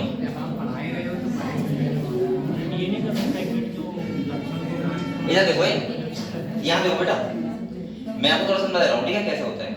यहाँ देखो, ये डीएनए है, क्या है? ये डीएनए है। डीएनए सबका सेम होता है, सही है? डीएनए सबका सेम मतलब डिफरेंस होता है नाइट्रोजनस बेस सीक्वेंस का, ठीक है? इसमें आपने देखोगे डीएनए में ऐसे होते हैं लगे हुए, ATG AT T AAGC ऐसे लगे होते हैं। और आपको पता है इसके कॉम्प्लीमेंट्री क्या होता है? जैसे एडेनिन का क्या होता है? थाइमिन, थाइमिन का एडेनिन, ग्वानिन का साइटोसिन, एडेनिन का थाइमिन, थाइमिन का एडेनिन, ये होता है, ठीक है? मैं एकदम क्लियर कर दूंगा, आप लोग ध्यान सुन लो। अब आप लोग यहाँ पे सुनो, पहले होता क्या है बेटा? ये किसके अंदर है बताओ? न्यूक्लियस के अंदर है। किसके अंदर है? न्यूक्लियस के अंदर। आपको मैं बताऊं कि जितनी भी हमारी बॉडी में प्रोटीन होती है, क्या होती है? प्रोटीन्स। प्रोटीन आपको पता है करोड़ों प्रकार की हमारी बॉडी में प्रोटीन बन रही है, करोड़ों प्रकार की, सब कुछ है तो प्रोटीन ही, सही है? अब आप लोग बताओ मुझे, ये प्रोटीन है, ये डिसाइड कौन करता है कि प्रोटीन कैसा बन रहा है, बनना है? वो करता है जैसा उसमें अमाइनो एसिड की चेन होगी। क्या होगी बेटा? अमाइनो एसिड की चेन। मतलब, और अमाइनो एसिड कितने टाइप होते हैं? 20 टाइप के। कितने टाइप होते हैं? मतलब मैं ऐसे बोल सकता हूँ कि 20 टाइप के अमाइनो एसिड से दुनिया की लाखों करोड़ प्रकार की प्रोटीन बनी है। जैसे आपको लग रहा हो सर कैसे? तो आपने देखा होगा इंग्लिश अल्फाबेट होती है, तो उसमें आपको पता है कितने लेटर होते हैं? 26। और 26 लेटर से दुनिया के सारे नाम बने हुए हैं। भाई कार में CAR है, किसी में C पहले तो किसी में बाद में है, किसी में पहले तो बाद में है, तो कहीं ना कहीं वो नाम चेंज हो जाता है। ऐसे ही यहाँ पे देखो, भाई आप लोग समझ रहे हो बात? ऐसे ही यहाँ पे देखो, अगर जैसे 20 टाइप के अमाइनो एसिड का मतलब क्या हुआ? जैसे तुम्हारा एस्टाडीन हो गया, वेलिन हो गया, ल्यूसीन हो गया। अब एक चैन है, ये क्या है? चैन है। अब मैं मान सकता हूँ कि एक टाइप की प्रोटीन बन गई। क्या बन गई? प्रोटीन। अब सुनो, ये चैन बनाने के लिए रिस्पॉन्सिबल कौन होता है कि किस पैटर्न में अमाइनो एसिड सीक्वेंस में लगेंगे? तो वो होती है बेटा कोडॉन। क्या होते हैं? कोडॉन। ध्यान समझ लेना ये बात। कौन होते हैं? कोडॉन। कोडॉन डिसाइड करते हैं कि कौन से कोडॉन से कौन सा, और कोडॉन जो होते हैं वो अमाइनो एसिड के लिए स्पेसिफिक होते हैं। जैसे अगर मान लिया बेटा, इधर देखो, अगर मिथ्योनिन है, अगर मिथ्योनिन कोड हो रहा है AUG से, तो ये AUG से ही कोड होगा। ये वैसे होता है जैसे आपने नंबर देखा है, फोन नंबर, भाई जो डायल करोगे वही नंबर लगेगा, दूसरा ना लगेगा। तो यहाँ पे देखो, अब ये सर कोडॉन कहाँ से आते हैं? कोडॉन कहाँ से आते हैं? तो देखो ये जो है ये तीन के सीक्वेंस में ये बनाते हैं कोडॉन, सही है? अब देखो यहाँ पे क्या होता है, आप लोग बताओ, अगर बोलो मत, अगर ATG है, मान लिया यहाँ पे क्या है? ATG है, इस डीएनए कोड करता है बेटा mRNA। कौन करता है? mRNA, जिसे बोलते हैं ट्रांसक्रिप्शन। क्या बोलते हैं? ये mRNA काम होता है इसको कोड करके लाना सीक्वेंस को, और ये लाता कहाँ पे? साइटोप्लाज्म में। किसके पास? राइबोसोम के पास। किसके पास आता है? राइबोसोम के पास आता है, और ये डिसाइड करता है कि इसमें कौन कौन से कोडॉन हैं। अब जैसे AUG लेके आया, ये क्या लेके आया? AUG। तो आप लोग बताओ कि अब ये जाके पहले, सबसे पहले कौन लगेगा चैन में? मिथ्योनिन, सही है? क्योंकि यहाँ पे AUG होना चाहिए ना। अब ये मत है कॉम्प्लीमेंट्री, वो सब बात बताऊंगा। तो यहाँ पे AUG का होना चाहिए कोडॉन, तभी तो यहाँ पे लगेगा पहले आके। अब देखो, डीएनए सबका सेम होता है, बस चेंज होते हैं तो ये कोडॉन चेंज होते हैं। क्या होते हैं? कोडॉन। अब हाँ सीक्वेंस चेंज हो जाएगा तो कोडन चेंज हो जाएगा, कोडन चेंज हो जाएगा तो प्रोटीन चेंज हो जाएगा, और प्रोटीन चेंज हो जाएगा तो उसका स्ट्रक्चर क्या हो जाएगा, चेंज। आया समझ में? ये पूरी प्रोसेस चलती है। अब दूसरी बात सुनो, जीन क्या होते हैं? जीन कुछ स्पेशल नहीं होते हैं। जीन का मतलब होता है ऐसा डीएनए का, जैसे मान लिया यहाँ से लेके यहाँ तक 3 कोडॉन है, ये 3 कोडॉन मान लिया किसी की हाइट का प्रोटीन बना रहे हैं। किसका बना रहे हैं? जिससे हाइट बढ़ रही है किसी की। तो आप लोग बताओ, हम यहाँ से यहाँ तक क्या बोल देंगे? एक जीन। क्या बोल देंगे? एक जीन। समझ गए आप लोग ये बात? मतलब जीन का मतलब होता है डीएनए का वो सेगमेंट जो हमारी बॉडी में कोई स्पेसिफिक फंक्शन करे। ऐसे भी जीन होते हैं जो एक से ज्यादा फंक्शन करते हैं, और ऐसे भी जीन होते हैं बहुत सारे जो बहुत सारे जीन मिलके एक कोई फंक्शन करते हैं। क्लियर? तो जीन्स का मतलब सिंपल सा ये होता है कि डीएनए का वो सेगमेंट जो एक कैरेक्टर को इन्फ्लुएंस कर रहा है। जैसे यहाँ पे देखो, ये 3 कोडॉन है, अगर 3 कोडॉन से मान लीजिए 3 अमीनो एसिड चेन बन रही है, और ये चेन क्या है? एक प्रोटीन है। क्या है बेटा? और ये प्रोटीन मान लीजिए किसी की हाइट को बढ़ा रही है। किसको बढ़ा रही है? तो इसका मतलब बताओ, अब ये वाला जीन बोल दूंगा, ये जीन क्या कर रहा है? हाइट को इन्फ्लुएंस कर रहा है। कैसे कर रहा है? पूरा कहानी समझ गए? डीएनए से एमआरएनए बनता है, एमआरएनए कोडॉन लेके आता है, एमआरएनए से क्या बनता है? वो तो बहुत टीआरएनए ही बनता है, वो बाद में बताएंगे।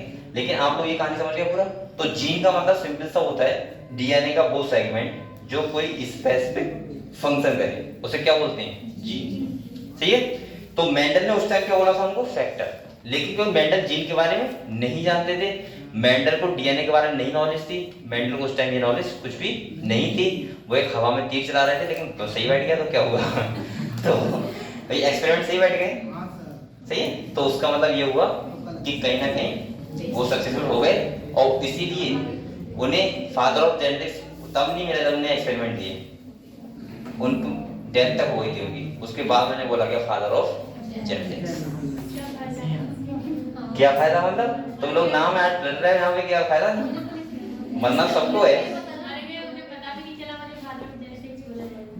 सही बात है, और इसमें तो मुझे हाँ ये बात सही है, जीते जी मिला चाहिए था। बेचारों ने इतनी मेहनत की थी, दिल पे क्या बीती होगी है। तो हाँ लोग बड़ा दुख हो रहा है मेंटल का। चलो ठीक है, उन्हें बोलते हैं फादर ऑफ जेनेटिक्स। अभी ये बात मैं बार बार बताऊँ, यहाँ पे जनता को रहेगा क्या? सब लोग पता है 50-60 साल बाद जाना है यहाँ से। हाँ ये बात सही है, मेहनत का फल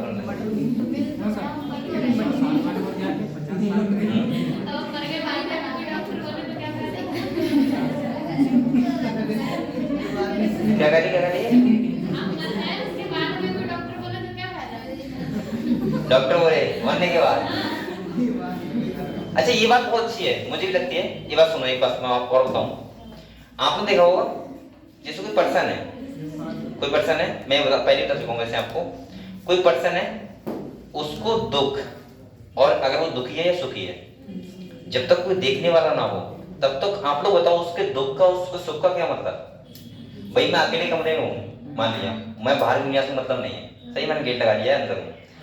आप लोग बताओ, अरे अगर मैं खुशी हूँ, सुखी हूँ, खुश मतलब खुश या सुखी, हाँ जो भी बोल सकते हैं, अब समझ ले पहले, तो उसका क्या मतलब बताओ? अब फिर ऐसी बातें बोलोगे मतलब है, सही है। अगर कोई दुखी है, मान लिया मैं अंदर दुखी हूँ, तो आप लोग बताओ मेरी खुशी का और दुखी का मतलब हुआ? नहीं हुआ ना। कोई देखने वाला होता है तभी सुखी और दुखी का मतलब होता है। जैसे आपने देखा नहीं है, आप लोग बीमार होते हो,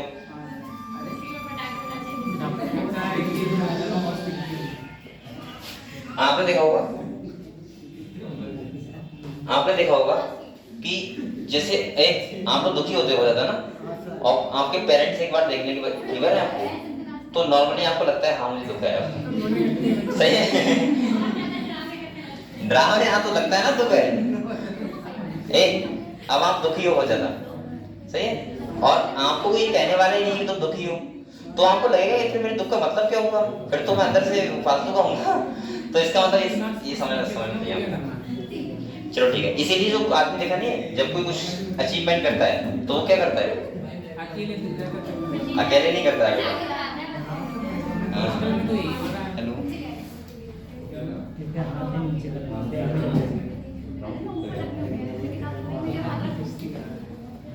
तो ये मतलब होता है कि यानी कि सही है। और सुखी में तभी पढ़ा के छोड़ते हैं कि दूसरे लोग देखें।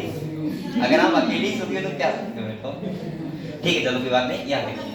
तो आप लोग बेटा ये समझ गए कि प्रोटीन का फॉर्मेशन कैसे होता है, डीएनए से आरएनए कैसे बनता है, वो हम सिखाएंगे आपको अभी जेनेटिक्स में अगले। लेकिन आप लोग पहले समझ गए जीन क्या होता है, क्लियर? ठीक है अगले क्लियर नहीं हुआ है। हो जाएगा, पढ़ो तो मतलब पूरी कहानी बता दी, वो सीधा नहीं हुआ है। कहानी तो समझ में आई है। यहाँ देखो तो ये कह रहा है कि उस टाइम जो हम जीन बोलते हैं तो उस time genes therefore are the unit of inheritance, they contain the information that is required. अब बोलो बेटा, यहाँ देखो कितनी अच्छी बात लिखी हुई है। यहाँ पे कह रहे हैं, देखो यहाँ कह रहा है genes therefore are the unit of inheritance, सही है? और क्योंकि जैसे जीन वैसा ही क्या होगा, इनहेरिटेंस। ध्यान रखना बेटा, ये स्टार मार्क यहाँ पे अगर आपको पूछा है यूनिट ऑफ इनहेरिटेंस तो किसे बोलते हैं, जीन को। अगले कह रहा है they contain the information that is required to express a particular trait. Gene के पास क्या होता है, वो पावर होती है कि वो किसी भी कैरेक्टर को क्या करता है, इन्फ्लुएंस करता है। क्या करता है, इन्फ्लुएंस। अगले कह रहा है बेटा express a particular trait in an organism, यानी कि किसी भी ऑर्गेनिज्म में जीन्स के पास एक कैपेबिलिटी होती है कि वो किसी भी कैरेक्टर को क्या करता है, इन्फ्लुएंस करता है। तो इसका मतलब जैसे जीन, अब ध्यान सुनो, जैसे जीन कैसे, जैसे उसके बाद नाइट्रोजन बेस का सीक्वेंस होगा वैसे उसके पास कोडॉन बनेंगे, और जैसे कोडॉन बनेंगे तो वैसे ही क्या होगा, प्रोटीन अमीनो एसिड चेन बनेगा, और जैसा चेन बनेगा वैसे ही क्या बनेगा, प्रोटीन। तो ऐसा पूरा मैकेनिज्म होता है हमारी बॉडी में जो कैरेक्टर को क्या करता है, इन्फ्लुएंस। तभी तो एक अब हाथी है मान लिया, उसके मम्मी पापा से डीएनए किसका मिला है, हाथी का ही मिला है, सही है? तो हाथी बच्चा बनेगा, हाथी की तरह बनेगा, क्योंकि जीन्स उसके पास वो वाले हैं ना, समझ गए? ठीक है। अगले जो कह रहे हैं genes which code for a pair of contrasting trait are known as alleles. जो हम लोग बात कर रहे हैं बार-बार कैपिटल टी वो उसकी बात हो रही है। कह रहे हैं they are slightly different form of the same gene. समझ गए हम लोग? तो यहाँ पे ये कह रहा है कि जीन होते हैं, उनके पास क्या होते हैं, एलीन होते हैं, और उसको जो हमने अभी लिखा था कैपिटल टी ये सब, ठीक है? और जीन्स क्या करते हैं, किसी भी पर्टिकुलर ट्रेट को किसी भी ऑर्गेनिज्म में क्या करते हैं, इन्फ्लुएंस करते हैं, यानी कि उसको अगले बढ़ाते हैं। क्लियर हुआ? ठीक है। अगले देखो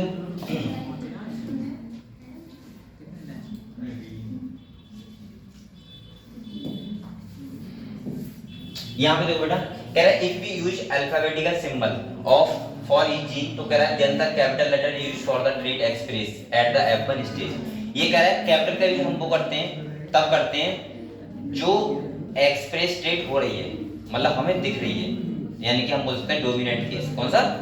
तभी तो हमने टॉल लिया था, क्योंकि टॉल क्या हो रहा था, एक्सप्रेस हो रहा था, तो हमने उसके लिए क्या लिया था, कैपिटल टी। समझ गए हम लोग? अगले कह रहे हैं express at the F1 stage and the small alphabet for other trait, और दूसरा होगा उसके लिए क्या ले लेंगे, स्मॉल, जिससे हम लोग डिफरेंस क्रिएट कर पाए। सही है? टॉल और ड्वार्फ में। अगले कह रहे हैं तो ये तो सिंबल है टी, स्मॉल टी, ये ऐसा कुछ नहीं है कि टी कुछ है, सही, कुछ है नहीं, खाली सिंबल है बस पहचान का। अगले कह रहा है for example in case of the character of height, आपने बताया हाइट क्या था, तो टी यूज फॉर किसके लिए क्या था, टॉल के लिए क्या था। और कह रहा है ट्रेट एंड स्मॉल टी इसके लिए क्या था बेटा, ड्वार्फ। दो लिए थे, क्यों? क्योंकि टॉल के दो एलील होंगे और ड्वार्फ के भी क्या होंगे, दो होंगे।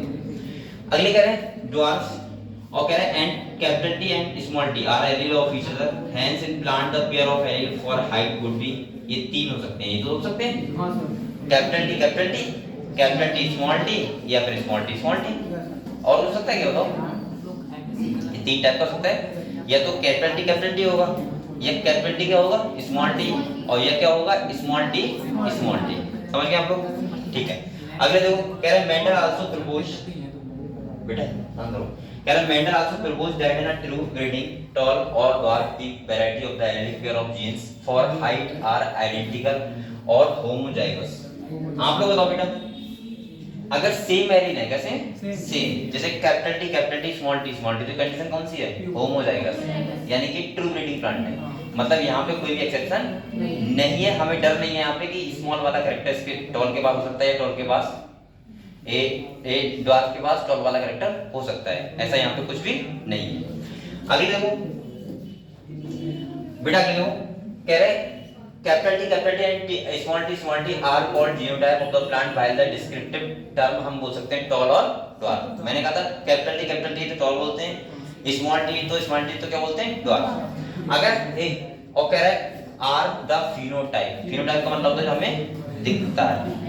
अगर कह रहा है what then would be the phenotype of a plant, he had a genotype. अगर कैपिटल टी स्मॉल टी तो फिनोटाइप कैसा होगा बताओ। अगर कैपिटल टी स्मॉल टी है ये है हेटेरोसेक्सुअलिज्म है, लेकिन इसका फिनोटाइप कैसा होगा डॉल होगा। ये कैसा देगा हमें डॉल, क्योंकि बेटा आपको पता है कैपिटल टी वाला डोमिनेंस होगा स्मॉल टी पे, सही है। इसी को मेंडल ने इसी क्रॉस को देने के बाद लॉ दिया था लॉ ऑफ डोमिनेंस, सही है, यानी कि प्रभाविता का नियम, हिंदी में बोलते हैं प्रभाविता का नियम। चलो तो इसको एक बार रिवाइज करो बेटा जल्दी, टाइम हो गया।